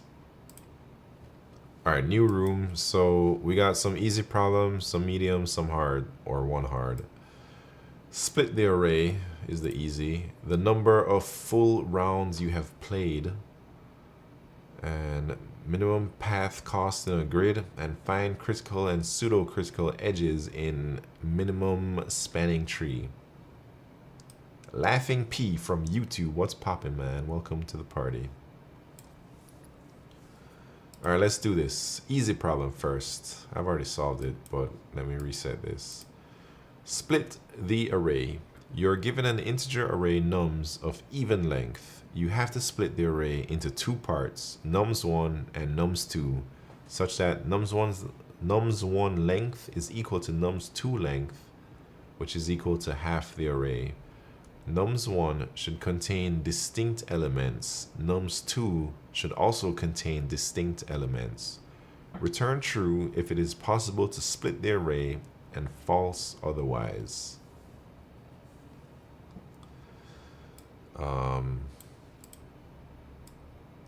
This one is easy. Should I do it or should I not solve it? And maybe all you people out there who are learning LeetCode, still on easy problems, maybe I can give you a chance to think about this problem. I think most of you should be able to solve this. It doesn't require any specific algorithms knowledge. It just requires some small observations and stuff. Yeah, so maybe I won't solve that one, but I'll go to the next one. Are you guys coding along? Some people code along, Rocky88.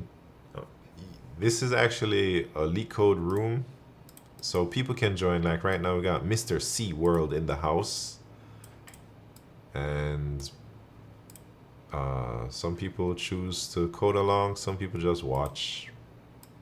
I'm not sure. But I'll do the medium ones. Might do that another night. Chilling right now. Yeah, you can chill, man. You can just watch me struggle. Alright, the number of full rounds you have played. The medium problem. You are participating in an online chess tournament. There's a chess round that starts every 15 minutes. The first round of the day starts at 00, and after every 15 minutes, a new round starts. For example, the second round starts at 15 past midnight, the 4th round starts at 45 past, and the 7th round starts at 1:30. You're given 2 strings, login time and log out time, where login time is the time you will log into the game, and log out time is the time you will log out from the game. If logout time is earlier than login time, this means that you have played from login time to midnight and from midnight to logout time. Return the number of full chess rounds you have played in the tournament. Ugh. I don't want to do it, man. Alright, I can try it. I can try it. So...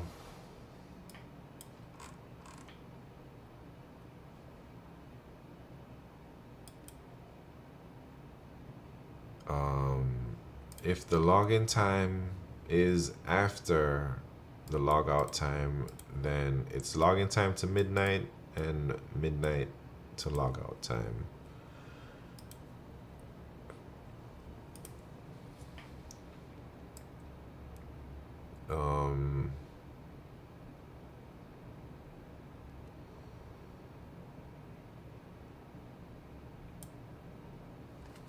Man, do I have to do this one? Why use C++? Oh, snap. I got a video on that. I use C++ because that's the type of job I wanted. I wanted to learn C++, you know. Before LeetCode, I never knew any C++. And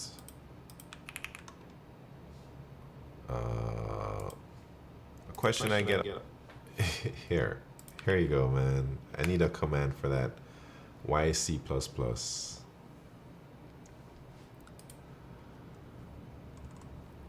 If you're interested. But basically, I just wanted a C++ job, and I thought it would give me a lot of street cred if I knew C++, you know?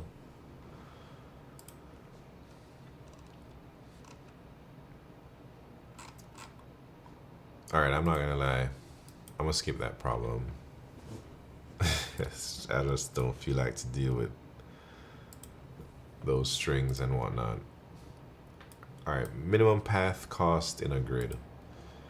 You're given a zero-indexed m by n integer matrix grid consisting of distinct integers from 0 to m times n minus 1. You can move in this matrix from a cell to any other cell in the next row. That is, if you are in cell XY. Ugh, can't believe they're using XY here, man. But then they use IJ right there. Come on, LeetCode, what are y'all doing? Anyways, if you are in a cell XY such that x less than m minus 1, you can move to any of the cells x plus 1, 0, x plus 1, 1, x plus 1, n minus 1. So that's down left, directly down, and down right. Note that it is not possible to move from cells in the last row. What? Each possible move has a cost given by a zero-index 2D array move cost of size m by n times n, where move cost ij is the cost of moving from a cell with value I to a cell in column J of the next row. The cost of moving from cells in the last row of the grid can be ignored. The cost of a path in a grid is the sum of all values of cells visited plus the sum of all costs of all the moves made. Return the minimum cost of a path that starts from any cell in the first row and ends at any cell in the last row. Mr. SeaWorld just solved the first one. Very nice. All right, let me see what's up.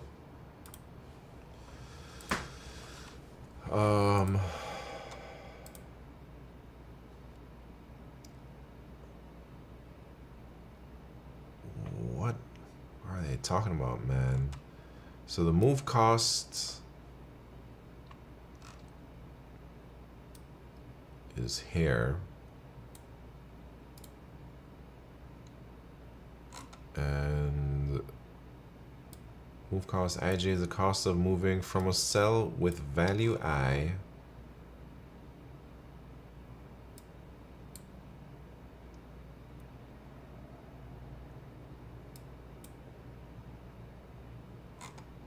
to a cell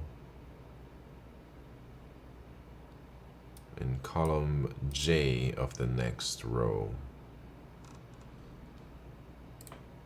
So 5, 4, 2.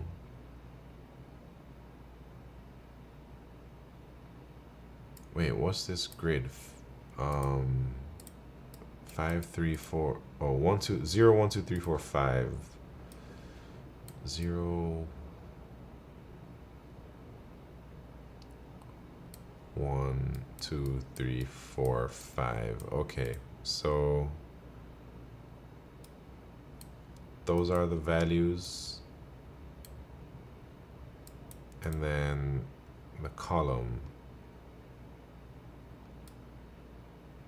There's only 2 columns, so 1, 2. All right, I see what they're talking about, man. Austin Chaotic, what's happening? Tried using 2 pointers on an easy question, but you gotta check if any of the elements have shown up before. So maybe use a set, I'm thinking.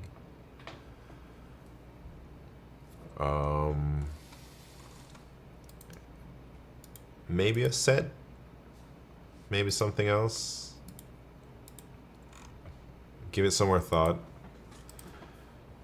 I think you can get it. Are you in this room?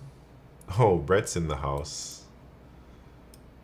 Here, I can, in case you don't have Leet rooms, I can link the problem for people in chat. I suppose not everybody has the Leet rooms extension.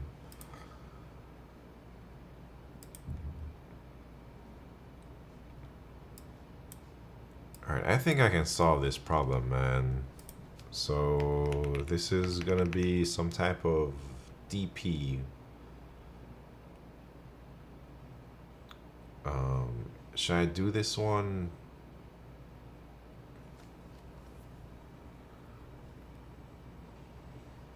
Bottom up. The cost of moving from cells in the last row of grid can be ignored. Anyway, they say the answer is 17 because we go from 5 to 0.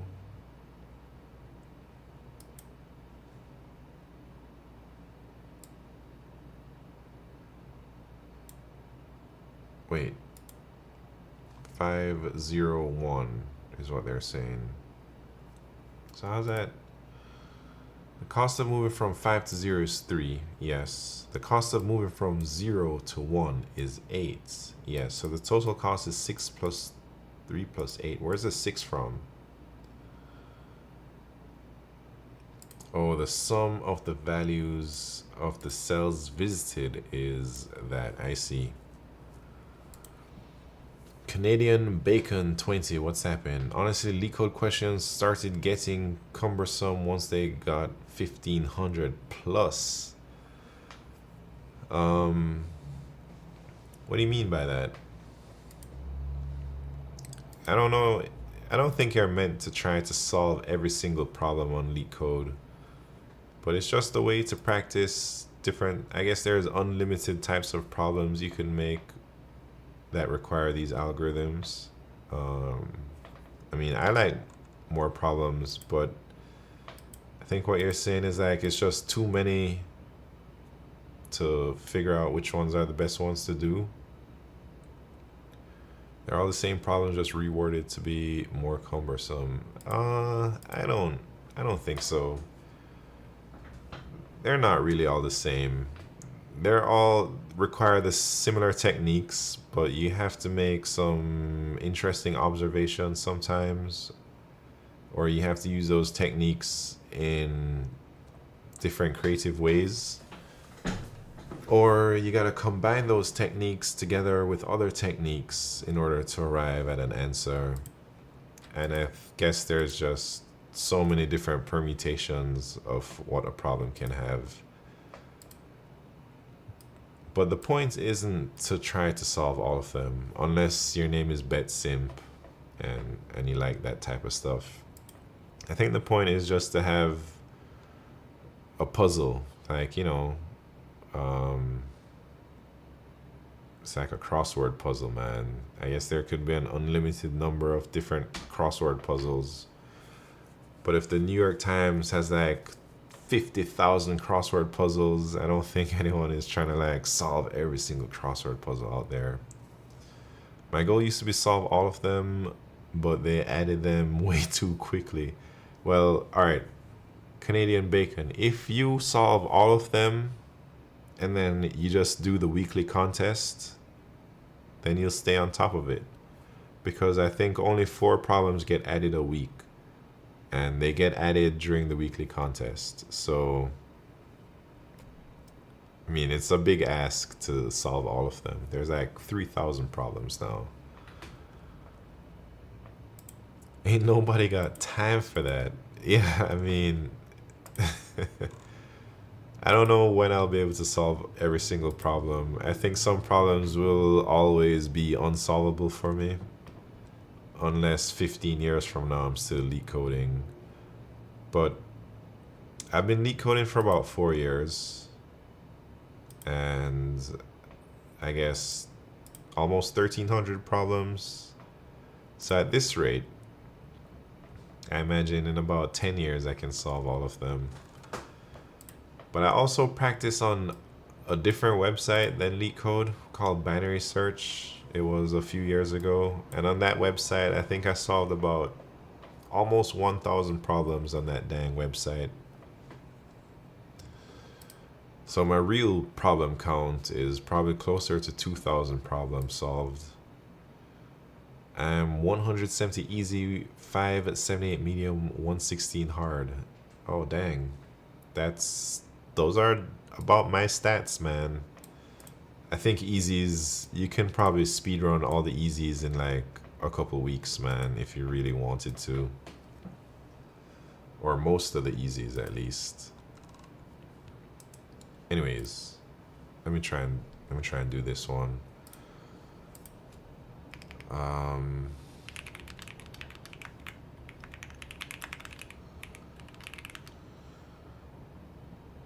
So we're at some row. Do I care about the column?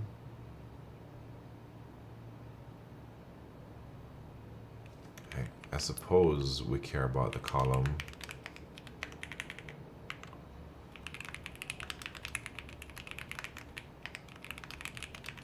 Do you take the contest, Canadian Bacon? Contests are fun. I think if there are no LeetCode contests, I'm not even sure if I would be leak coding like I do. Because I feel the fun part about LeetCode is when you show up on the weekend to the contest to compete with everyone else out there, you know?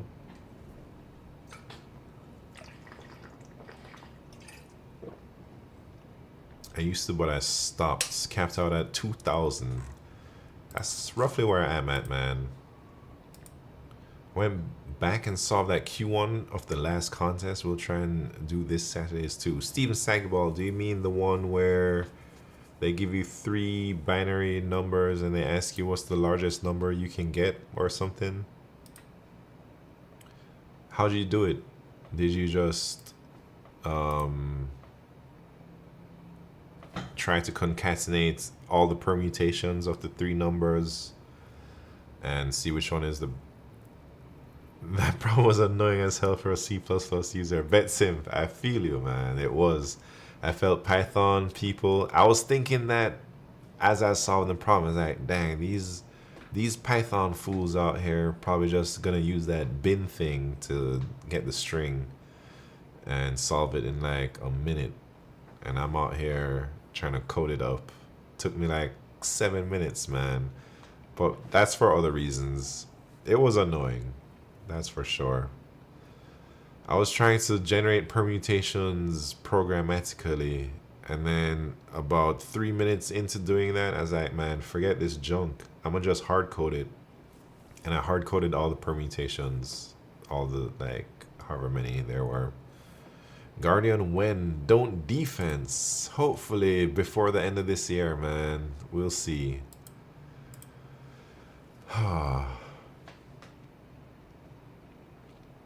Yeah, who knows how to turn an int into a binary representation? I had to Google it. I mean, you should know how to do that, man. You should know how to do that, and you can use the same technique to convert an int into base anything. So binary is just base 2. So you like keep dividing by 2 and adding the mod. But if you wanted to convert it to say base 8 or something weird, you just gotta divide by 8 and add mod 8, you know, and then reverse the thing or whatever. Oh, BetSim, you did the next permutation thing? Man, I'm not familiar with the next permutation API. I think maybe I should try and get familiar with that, man. It seems like there are a few problems that it would make so much easier. Is that bit manipulation? Haven't learned it yet. Wait, what? It's not really bit manipulation. It's just converting in between bases from base 10 to base whatever, you know? Would they let you use it in an interview? Depends. If the problem is find the next permutation, maybe not. But if the problem just requires some permutation thing, maybe you might be able to use the API. Anyways, wait, I remember when I interviewed at Bloomberg, I was like, this is just next permutation. And he's like, oh, cool. I never knew this existed. And you just shot the shit for 40 minutes. Nah, that's crazy, BetSim.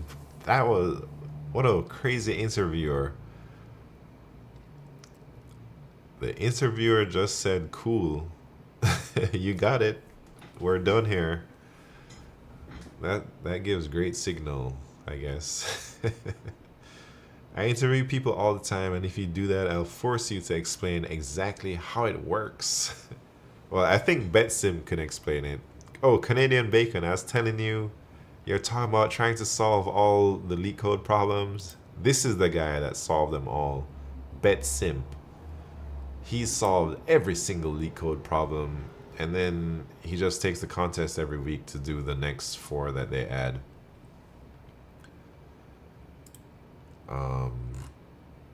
Wait, I gotta do this problem, man. I'm out here joking around. So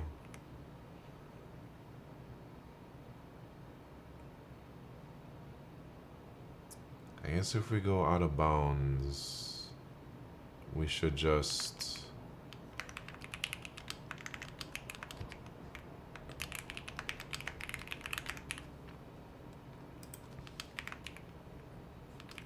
return 0. I'm not sure whether to be impressed or concerned. Yeah, well, maybe a little bit of both, man. You don't have to be either or. You could be concerningly impressed. Yeah. Yeah, keep following your goal, Canadian Bacon. Keep on keeping on, man. I'm trying to get there one day, but slowly. Wait, what am I doing? So we can only go down, left. I gotta figure out like the cost adding thing too and whatnot. R+1, C-1. Let's do left and right. And they're all R+1, and this one is just C-1, C.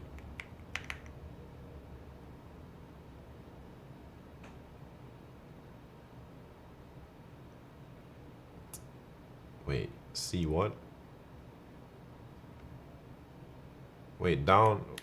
What am I doing, man? Left is C-1, right is C+1. But we also have to add the move cost, and we also have to add the current value of the cell. So grid RC plus that, plus the move costs of grid RC, and then the move cost to which column it's going to, that would be C, right? Let me just copy this here. But this one would be C minus 1, and this would be C plus 1. Code with West. What's happening? You just inspired me to start coding today. Interesting. Happy for you, man. Keep on. Wait, are you starting coding from scratch? Good luck. Nah? Or you mean like start LeetCoding? Calc 1 was fun. Calc 2 was the worst. Yeah. That's what I've heard. I've coded 450 LeetCode so far. Oh, dang. Very nice. That's a good amount, man. As if he was about to scratch and had code in his name already. Yeah. Well, I mean, he said start coding today. So I don't know what that means. Anyways, I meant on Twitch. Oh, snap. Yeah. Man, let me tell you, I think I was never trying to like be a streamer or anything like that. I strictly thought about streaming as a tool for education purposes, man. I wasn't thinking about streaming as a way to like, one day I'm gonna be famous or something silly. I was just thinking, it's 2024 or whatever the year it was. I just want to study in public, use streaming as an accountability tool, and use it as a way to connect with other people who are doing LeetCode, and maybe I might learn some things, try and like network with other LeetCoders out there. And man, it was probably the best decision of my life that I've ever made, because now it's such a big part of my life, and I think it has benefited me in so many ways. Like now I have a very nice job because I started to stream. Now I know algorithms because I started to stream. Now I've made a bunch of friends out here, like a bunch of LeetCode friends. Before I started to stream, I only had one LeetCode friend. His name is B. Becca. And he was my only LeetCode friend ever. Like nobody else I knew anything about LeetCode, anything about coding, except him. But now, since I've started streaming, I got like hundreds of LeetCode friends. And like I've connected with some of the best LeetCoders in the world and learned from them, Do you still talk to B. Becca? Yeah, I talk to B. Becca. We have like a weekly one-on-one, man. Maybe it's more like a bi-weekly we got going on. So I try and keep in touch. Imagine only having one LeetCode friend. Yeah, you should talk about mental health and LeetCoding. If you're in a bad spot, you'll struggle to retain algos and be creative when solving. Mental health is important. I don't know if I can talk about that because I feel my mental health has been pretty good throughout my algorithms career. I was never really down, so I don't know if I can talk about that too much. But I take frequent breaks from LeetCode, man. Sometimes I start feeling a little bit burnt out. I feel like streaming, not just streaming, but practicing LeetCode I just get burnt out, man. And then I'll take like a couple months off and I come back, and it's like nothing ever passed, no time passed, and I get right back into it. Why doesn't Becca respond to me, man? Becca doesn't respond to me either sometimes. Where does Becca work? I'm not gonna say, but he works somewhere very respectable. All right. Becca works at the Pentagon. No, man, you can't be spreading rumors. Man, I gotta sneeze, but it's not coming out.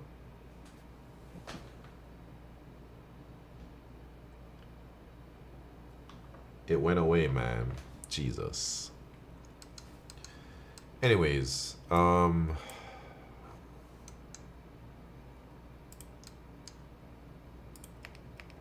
so what am I trying to do here? This is all I'm trying to do. I'm trying to just return the minimum.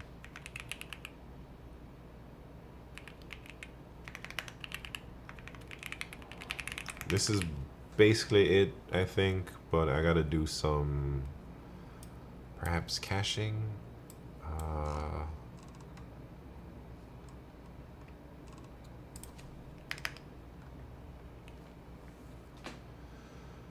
Where are you working? I work at Google. And how many LeetCodes do you do to get the offer? Maybe about 1,000 or so. I don't know. How many LeetCodes did I do by then? Yeah, I'd say about 1,000 to 1,500 LeetCode problems to get that offer, which is a lot more than was necessary, maybe, you know. Do you know anything about the monopoly busting going on with Google right now? I don't know anything, and I'm not really supposed to talk about things like that, man.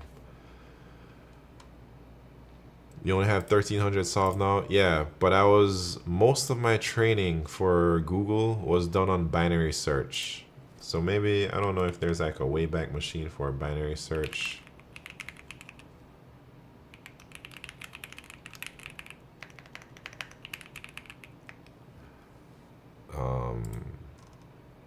I don't know, but I had like 900 problems on binary search by the time I interviewed at Google. And then maybe I had around 400, 500, 600 problems on LeetCode. So I did a lot of problems, man. I know some people who got in and they only did like 50 LeetCode problems or something like that. But those people usually have like a PhD in math, or they at least have a CS degree, you know. What 3 topics would you practice the most to get in? Oh, man.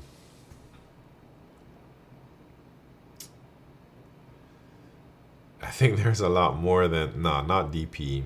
I think there's just, you gotta do more than 3 topics. That's for sure. Yeah, Canadian bacon. I think that is the absolute best answer. The 3 topics you're worst at, man. Because you really need to be well-rounded. You need to know how to do all of them to minimize the RNG, like the randomness of the interviews. So if you just get good at everything, then it doesn't matter what type of problems you get.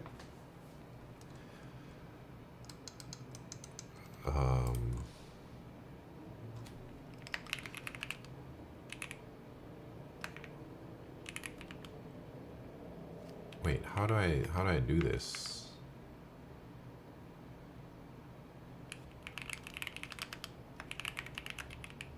Maybe I have to go to all rows.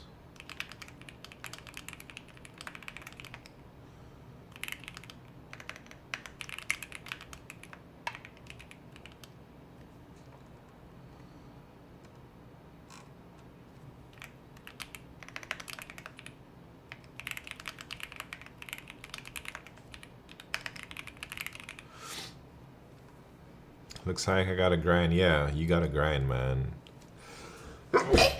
Oh shit, there's the sneeze I was looking for. Oh man, that felt good to get it out.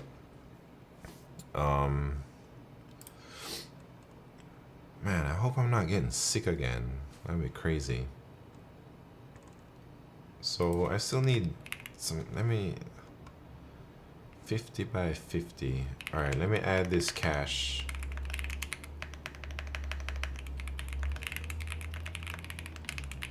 Of size rows.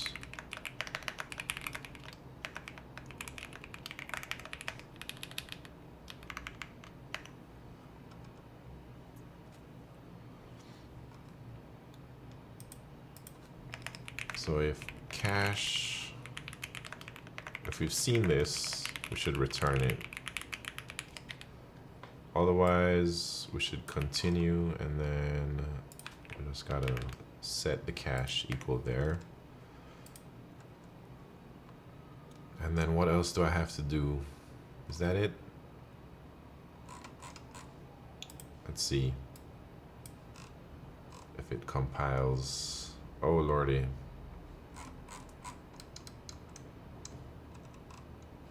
What did I do wrong?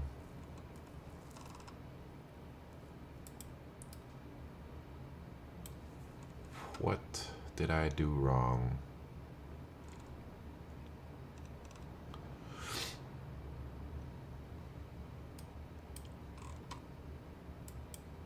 Oh, I guess C could be less than 0 in this case. R can't be less than 0, but C can be. But there's other problems still. What the heck is going on here?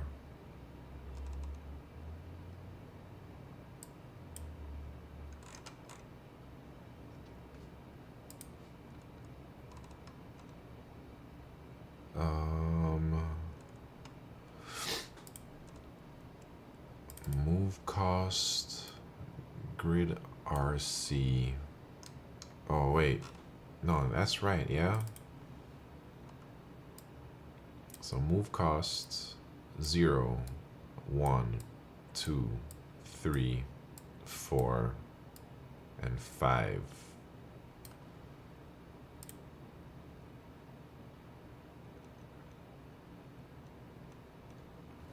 Where am I going wrong? C1 might error. Oh yeah. OBS. I accounted for that right here, but I didn't do it right here. So maybe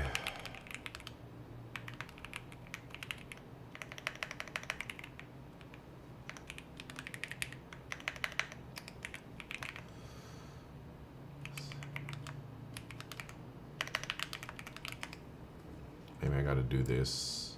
Ugh.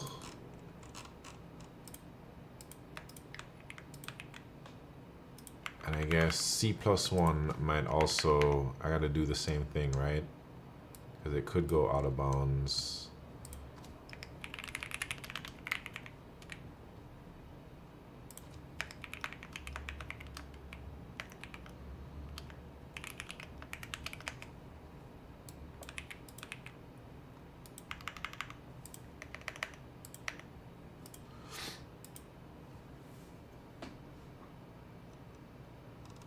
Oh no, still not right. Am I just off by 1 for some reason? Where's that extra 1 coming from, man? Oh wait, it's because I don't add the last value. No, do I? Oh no. Should I just -1 and see what happens? Did you get into Google your first try? I did. Alright, it's not just... There's something else wrong with whatever I'm doing.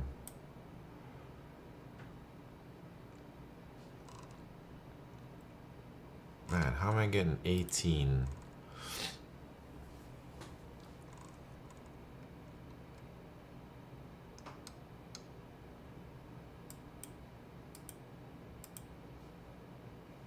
Am I like... feel like what I'm doing should be correct, but maybe I'm missing something. So you can move to directly below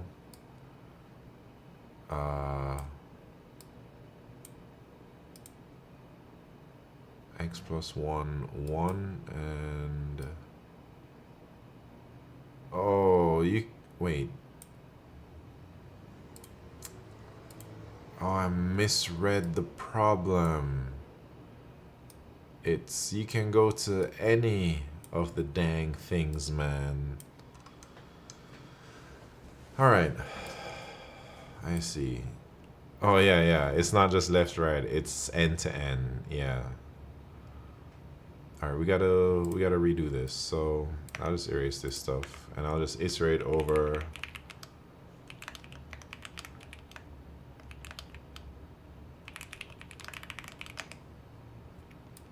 move this in here.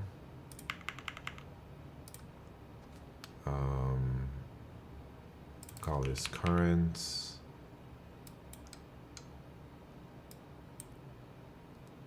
And then we should just remember the best.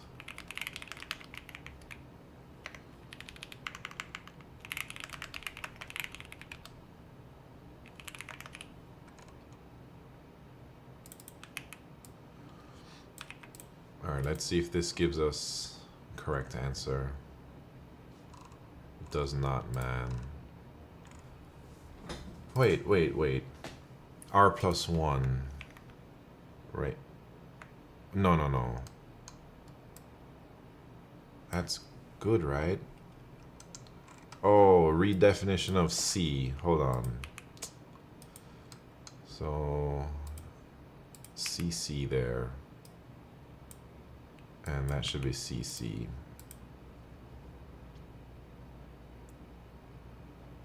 Uh-oh. This should be C. Wait, should that be C?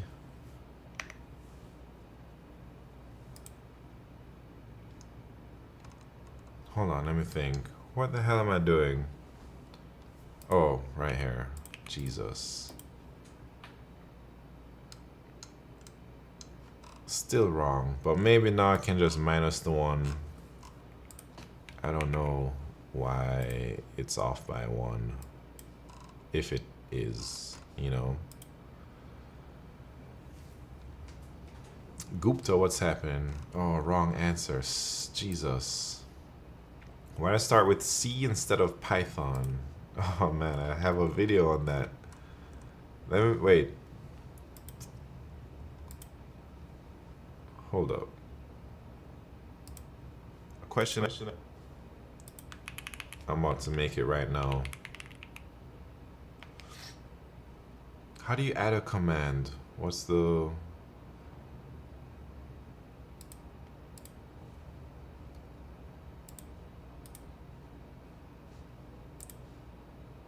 Command name C++. All right, let me try it. Did that work? All right, code with Wes. So TLDR is I want to be cool and I want it to work in C++. I want it to work in, you know, like performance on scale. I want to work in applications at scale. Bobby Blue in the house. What's happening? I just did Uber OA new grad. Feel like shit right now. Dang. Sorry to hear that maybe the OA didn't go so well.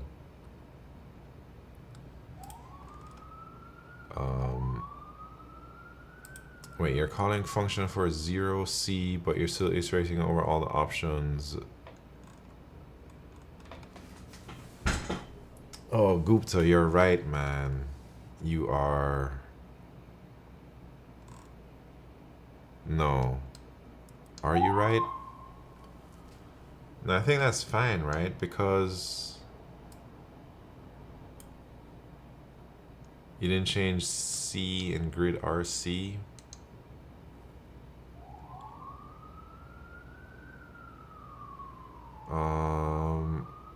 Wait, let me see.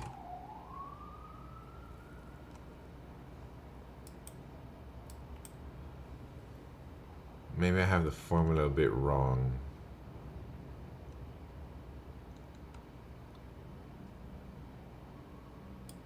Move ij. Moving from a cell with value I to a cell in column J. So that's my J.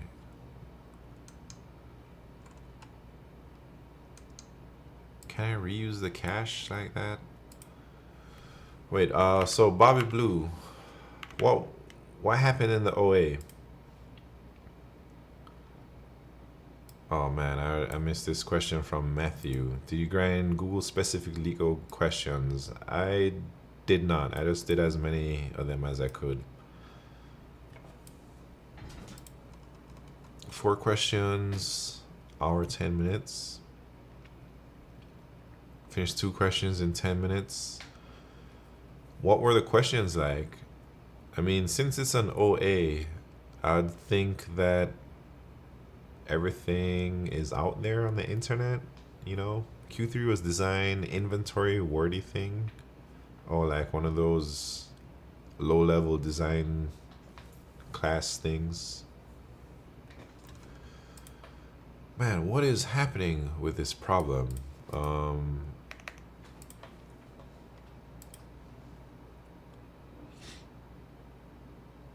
I thought I could do it,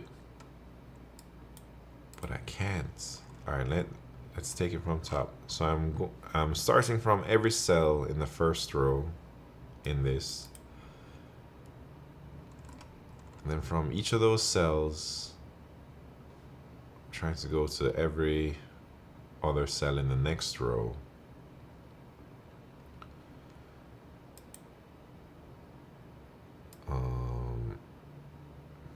So I add the current cost or the current value of that. Oh, you know what? I don't add the last value, man. Do I? Yeah, no, I add the last value right here. Because when it gets to the end, it adds the current cell's value.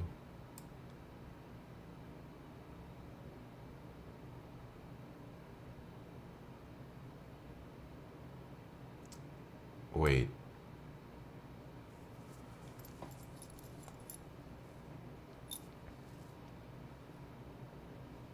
Wait, I think it's something to do with the last row.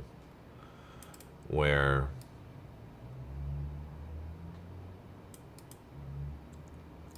okay, so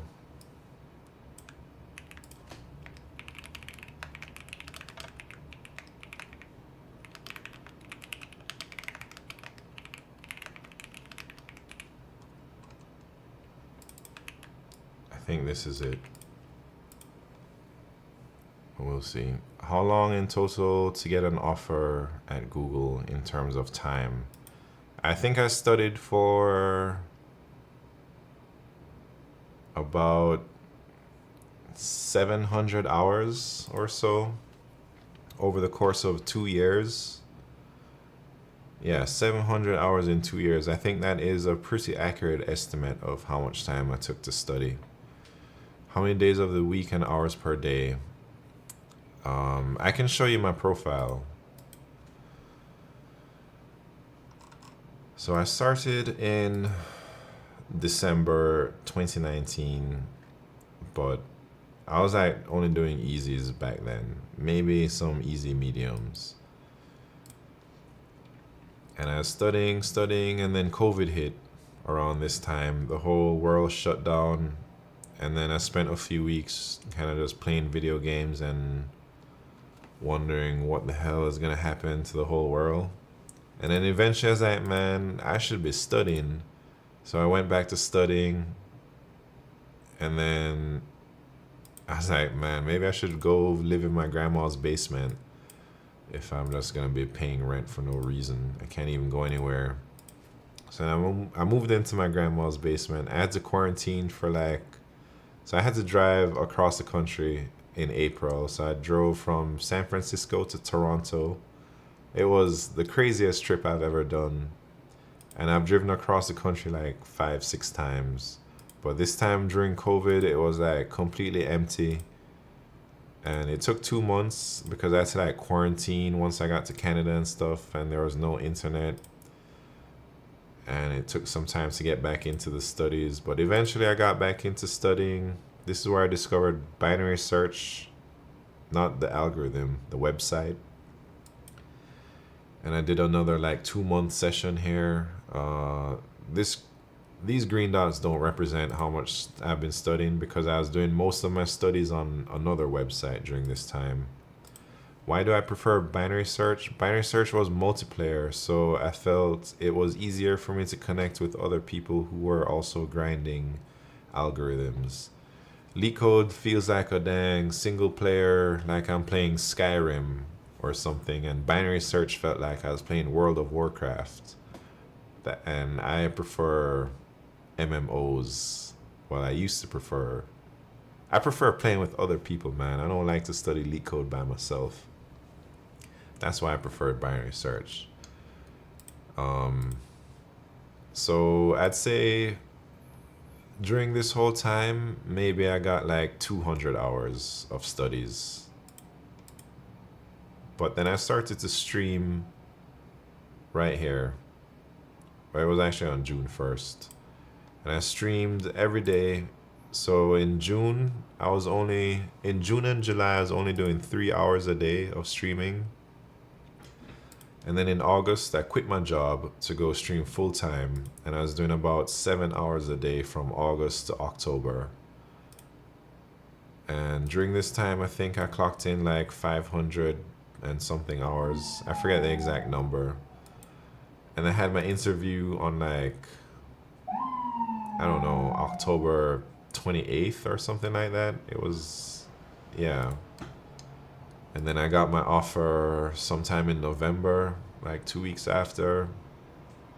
And then I started working in December. And then since then, I've been still leak coding, you know. Did they ask hard or medium? They asked mostly mediums, but I got one LeetCode hard if I had to judge the problem. Of course, you don't get the rating of the problem, but mostly mediums. And one of the follow-ups in one of those rounds, it was a hard backtracking problem. It was something like given a list of words and I don't know, something about how many words can you make from this list given some other list of characters or some, you know, some backtracking thing. And it was a follow-up question because I had finished like 2 problems from this interviewer. And he was like, man, I don't know what to give you. I'm gonna just give you this hard problem. And his expectations were clear to me. He was like, I do not expect you to finish this problem, but let's talk about how you'd solve it. And I talked about it, and I actually implemented it, and I finished it. And then he was like, man, let's just chat about stuff. Yeah. Man, sucks that you got ads.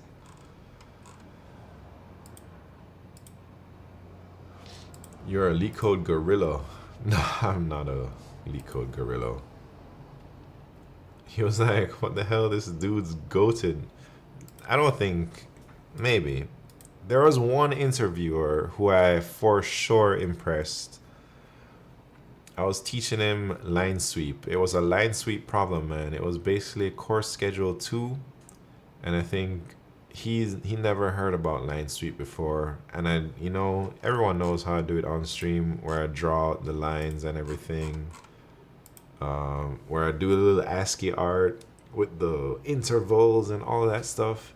I did that same exact thing in the interview. And he was like, blown away, man. He was like, I think for sure he gave me super strong higher. That was my best round for sure. I guess the backtracking round went really well too. But the line sweep, man, completely dominated it. Show it? Oh man. Yeah, line sweep. When was this? This was in my interview. October 2021. I'm curious about the line sweep. Alright.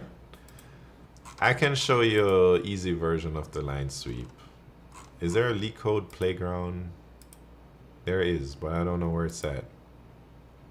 Or they take it away.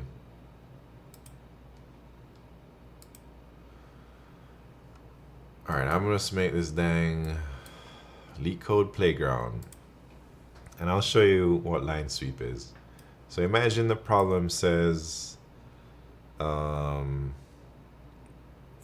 wait, imagine the problem is given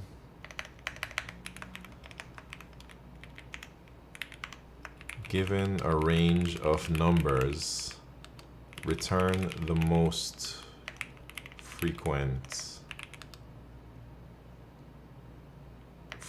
occurring, or whatever, the most frequent number. If there is a tie, return the smallest, or something. So for example, the input is like, you have, I don't know, 1 to 5, and 3 to 10, and I don't know, wait, let's do like 5 to 10, and then 3 to 5, and then the answer should be 5, right? So do minimum number of meeting rooms. Yeah, I think that's a premium problem, so that's why I'm like making it my own problem. So this is the problem that line sweep solves, the most basic one. You're given a range of intervals or whatever, you're given a few intervals, and then you want to return the most frequently occurring number in all of these intervals. And so this is how I like to show line sweep. I like to draw out my intervals like this,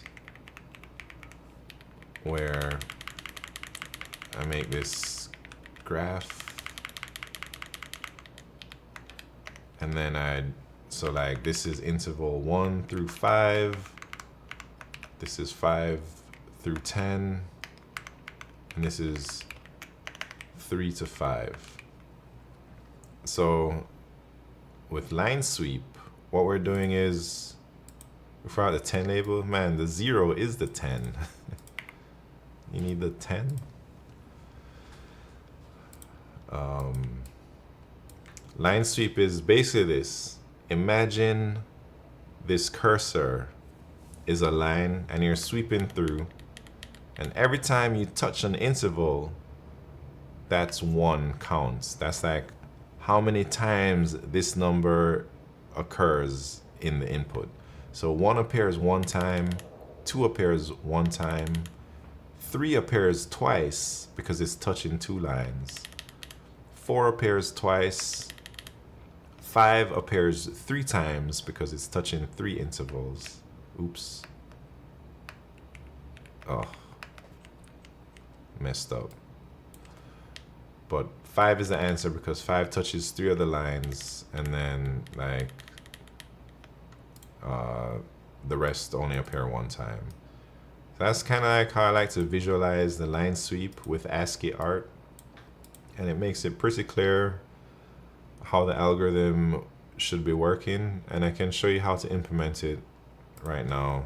So the way I learned this from somebody, his name is A. Weiss. He's one of the, I don't know, for me, he is in the LeetCode Hall of Fame.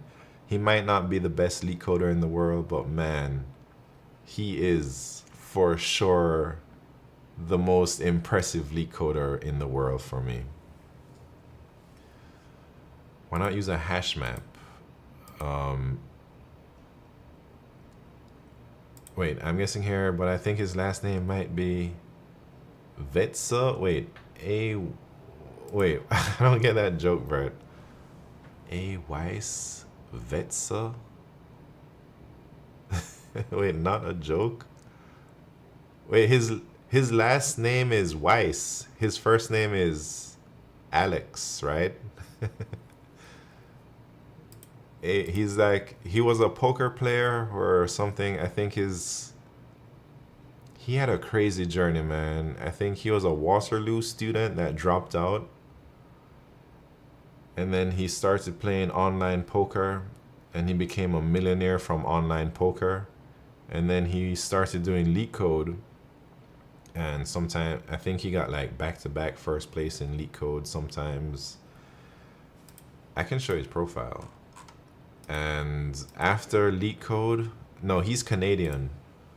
After LeetCode, he started dealing with crypto, and then he got up to like 200 million or like hundreds of millions of dollars in crypto on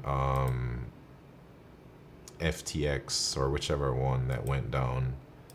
And then he lost everything, man. He lost he lives in Thailand right now, but he's from Canada, and he used to stream sometimes.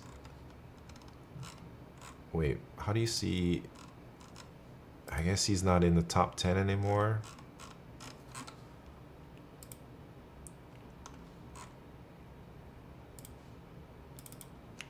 But his LeetCode name is just A Weiss. Yeah, so he has a Twitter and everything. He told his whole story about how he made hundreds of millions of dollars from crypto, and he was like the top trader on FTX, and he went down. I'm not sure what he's doing these days. I think he lost all of his money, but I think he still has a little bit, like a couple million or something, you know. And now I think, not sure what he's up to. But he used to stream the contest reviews. He used to do what Chi Impact does right now. And he used to also be really involved with binary search in the beginning. And he would post a lot of solutions on binary search and on LeetCode too. And this is where I learned line sweep from, one of his solutions. I used to just also tune into his streams. But anyways, should we talk about the line sweeps thing still?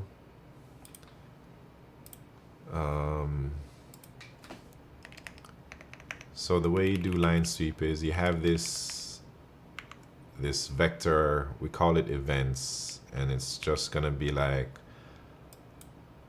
say, I like to do this.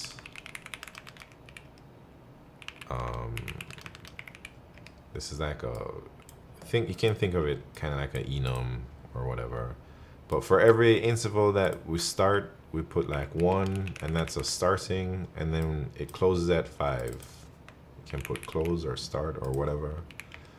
And then it'd be like 5, that's a closing interval, and then we get 5 again, that's an opening.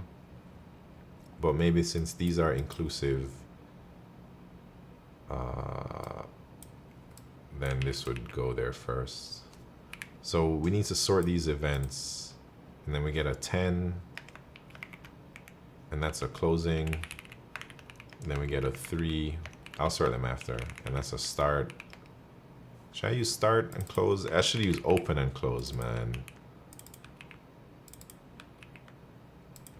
And then 5 is another closing event. So then we go ahead and sort these events. So 1 is first, and then 5 opens, and then the 5 closes. And then 3 open, and yeah, that's how it would be. So once you sort these events, all you gotta do is like iterate over these events. Every time you see an opening event, you increment your current thing. every time. So this open, open, open, and then this is like the frequency that the number occurs. So it's like, oh man, this is 3. Or maybe return the frequency or whatever.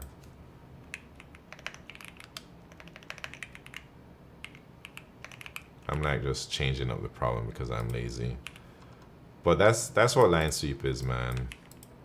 And when you see a close, you decrement, and you decrement. And then 3 was the highest number we saw, so we know that the number of times the most frequent number appears is 3 times, which is 5. I didn't explain it too well, but that should give you a general idea of what line sweep is. The name is Scottish from Old English. Interesting. Yeah, A. Weiss is famous, man. He's on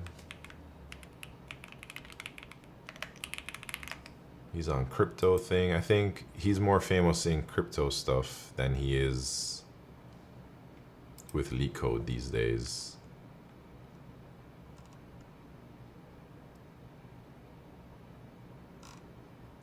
But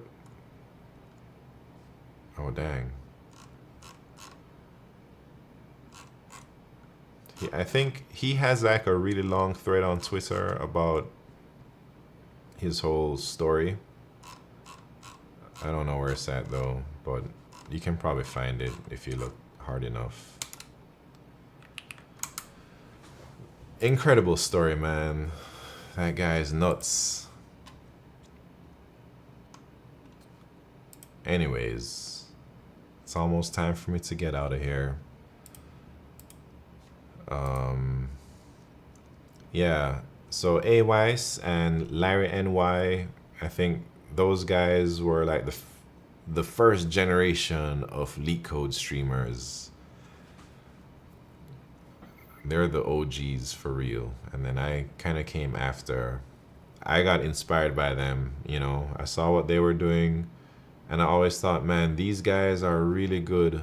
But me and B. Becca used to talk about it all the time, about what if I started to stream.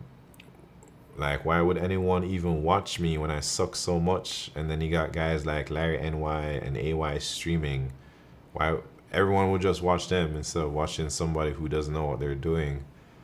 But we're reasoning about it. We're like, you know, maybe there might be a market for watching somebody who doesn't just crush every single problem, because it's kind of more relatable to most people. Like when I watch AYS, I don't even know what he's doing half the time. Everything goes beyond my mental abilities, you know? So maybe like regular people can watch somebody like me and they feel they can actually know what's going on a little bit more, or they can relate a lot more because, you know, AYS is clearly an outlier, you know, like it's just insane how much intellect he has or whatever. When I watch chess streamers, I choose those only a few hundred elo ahead of me, not grandmasters. Yeah, I suppose it's similar to that. What level am I at Google? I'm a L4. I joined at L3 about almost 3 years ago now. And it took me about 2.5 years to get promoted. I got promoted in April or May. Officially, I guess in, yeah, April, May. And now I'll probably be L4 for the next few years, 2 years or so. I'm not really in a rush to try and get L5, but I would like to get L5 one day, hopefully in the next 3 years, but we'll see. Oh man, line sweep for the fans. Oh, Pseudo Mateo from Twitch. Sorry, I keep missing your messages. I'm not used to checking the YouTube chat that much, man. Do you have a premium service I can subscribe to for one-on-one? I do not. I do not do coaching or mentoring. But every Monday, Wednesday, and Saturday I stream, and you can connect with me there. I'm always down to answer whatever questions you might have, or if you have a particular problem in mind you want me to try to do, I'm happy to do that. But I don't do coaching or mentoring. Trying to give you views on YouTube. Oh man, thank you so much, Pseudo Mateo. I really appreciate that. Have you ever been the interviewer at Google? I did one interview, and then it's been like a hiring freeze ever since I got hired. So I did my whole interview training and everything. I did one interview, and then that was it.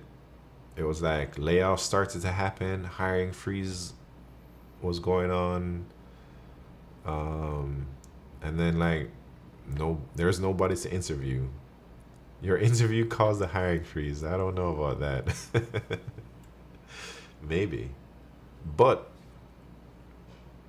a coworker of mine has an interview tomorrow. Like, they will be the interviewer, and they haven't interviewed in like 2 or 3 years, and I've agreed to be the guinea pig, to be the interviewee, just for like practice for the interviewer. So it's gonna be interesting. I'll get to pretend like I'm in a interview thing. Have my interview in January. I don't know if I'm ready. In January, man, you have a few months to get ready, Code with West.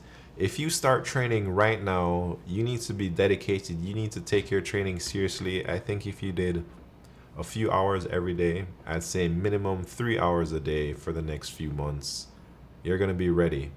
And I might even say, if you really want one-on-one mentorship or something, if you streamed, I will join your streams and I will help you. And I know for sure many other people here will help you.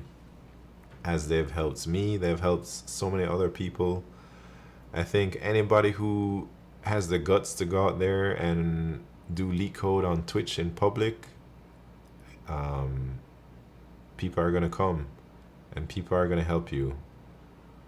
How do you know if I stream or not? You just need to put LeetCode in the title and we'll find you.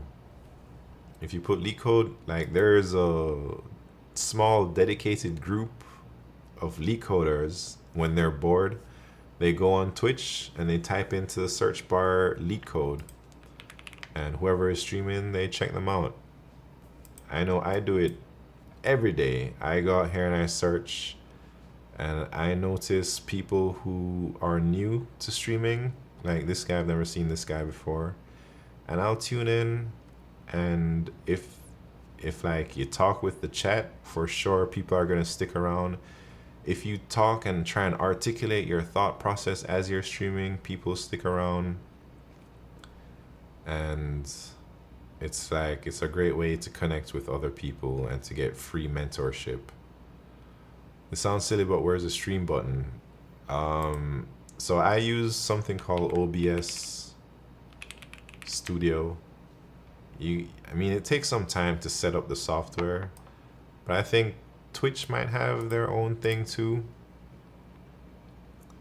But I use OBS to stream, and you gotta set everything up. Even BetSimp uses OBS now. I think OBS is like what most people use. Man, it's 2024. There is no reason for somebody to have to sit and study alone by themselves when you can just turn on the stream. But you got to get over your fears of being on the internet, man. Like, you just got to get over that. Nerdy Lelouch, what's happening? Oh, Pixel Pusher wants a type race. But 1 second. Love your streams. Thank you very much. What is your opinion on contributing to open source and GSOC? I don't even know what GSOC is, man. Google Summer of Code? Well, or Global Security Operations Center? Or, well, I think contributing to open source is a good thing, although I've never done it myself. I know of one person who got into Google because of their open source contributions to, I forget what they're doing, one of Google's open source projects. But he was just contributing to it, and then the recruiters hit him up and was like, hey, we want you to join. And they were like doing everything they can to get this guy to pass the interview. They're giving him, you know, the right prep material. They're telling them what to study. They just gave him as good of a chance as he got. I think he did get the offer too. Rafe Kaiser in the house. What's happened? Contributing to open source is honestly really difficult. I think the part most people miss is a lot of open source contributions are people contributing to libraries they use, so they are already familiar with it. Yeah, I've never done open source stuff, so I can't really comment much on it. But I do know it is a path to break into big tech in some ways, or it is a path to getting a job, because at least it's something that you can talk about. Anyways, type racer, and then I gotta go. Death mode, and this is gonna be the final event for the stream, so let's do a little bet. The bet is gonna be how many people finish death mode greater than 70 WPMs. Is it gonna be 2 or more? No, 3 or more, or less than 3? 2 minutes to decide. That's the bet right now. I'll create the death mode racetrack, and everybody needs to get into this racetrack. This is the final race, the real championship round. Oh, Pseudo Mateo. See you later, man. Sorry I again missed your message. So I put the title as LeetCode or the tag. I think if you put both the tag and LeetCode somewhere in the title, people will find you. And I think it's important to pick a schedule, like choose a time to stream and show up at that time every time.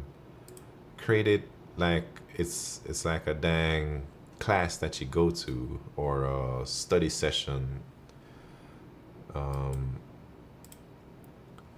right, here we go. The first race that we do in this type racer is a warm-up, and then the second race is the actual championship.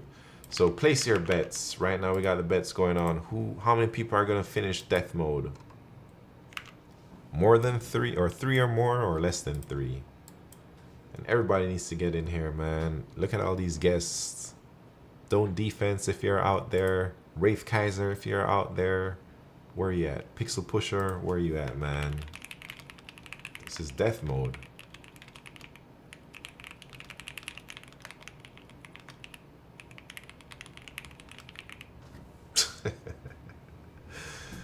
I died.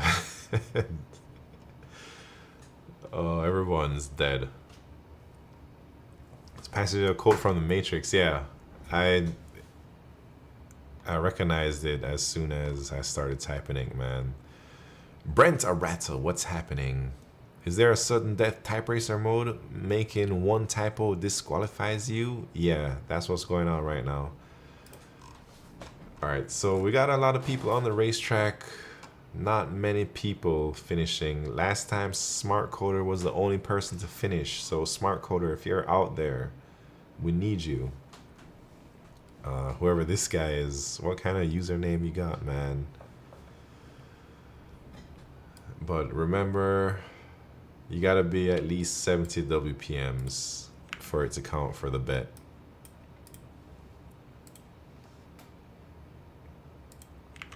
I would love for me to put this guy up on the board.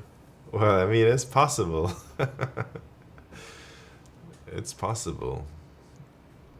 Except I don't know who this correlates to in Twitch or on YouTube or wherever, you know. Alright, this is the championship round, man. Everybody needs to bring their A game. The bet is how many people finish 3 or more or less than 3. Alright, let's do it. Pixel Pusher is here. Yeah, Pixel Pusher is here, but this is not his best type of race. Alright, everybody. Shh. Focus. Death mode. Wait.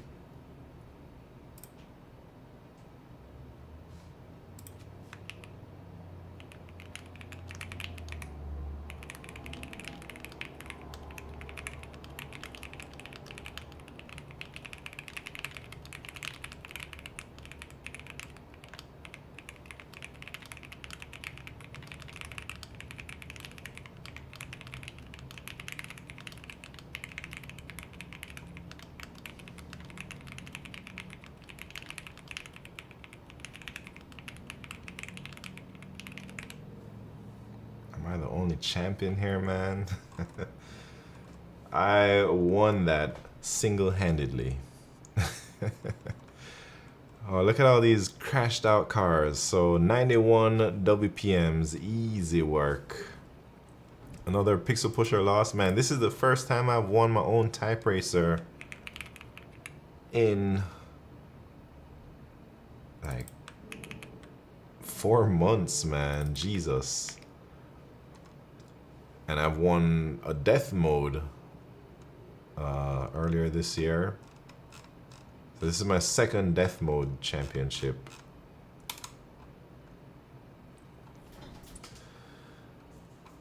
Alright, let me put my own name on the board. And then I gotta get out of here. I have OBS. How do I record the screen? Rigs? Man, I don't know. Here's my OBS. Dang, looks crazy. Oh shit. But you gotta make these scenes, man. Or use Streamlabs. Yeah, I don't know what Streamlabs is like, but I got all these. You gotta put your sources, like all types of stuff, your monitors. Nug Run Only is in the house. What's happening, Nug Run Only? What's happening, man? Have you been doing LeetCode still, or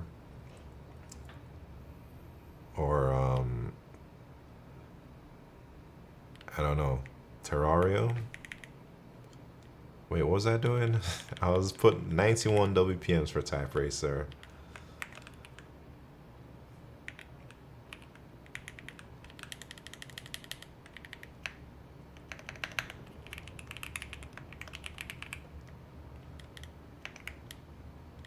Alright. Yeah, I'm about to go start my own sesh, Nug Run Only. The sesh begins in about 5 minutes after I end this stream. Anyways, it's time to get out of here. Gotta go hang with Blaze Pascal, man. Who did I just click?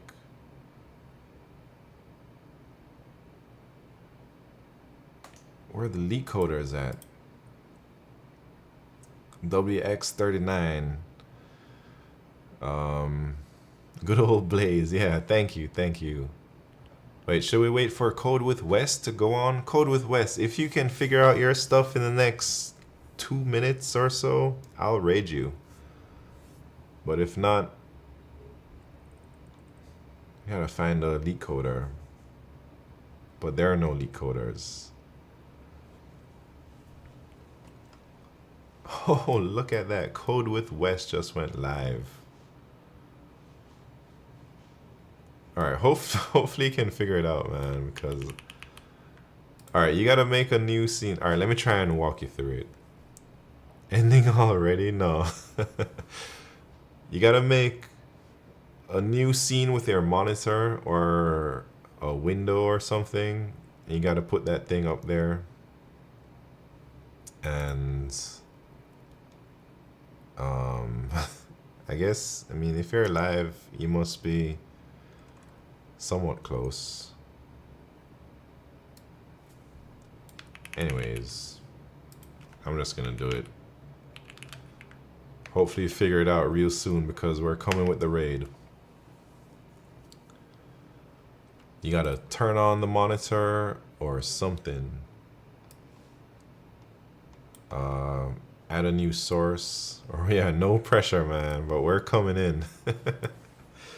Anyways, thank you very much for tuning in tonight, everybody. JCast 19, Nug Run only. See you next time. Code with West. Hopefully we'll see you soon, man. Wraith Kaiser, adios amigo, Pixel Pusher, Bet Simp, Hepta 5. See you later. Don't Defense, Brent Arata. Good night. Canadian Bacon, take care. Brett Nerdy Lelouch, adios amigos. Who else is out here? Need more chai. Have a good night. Pinto Fool, Rocky 88 Gupta. Have a good night. Alua. See you later. Thank you for tuning in. And everybody, Bobby Blue, if you're around, take care. Mad Flash 19, Fallen Learns. Have a good night. And everybody else who's lurking, man. Code with West. Good luck. Hope to see you figure out your stream, man. And take care. See y'all this weekend. See you later, YouTube.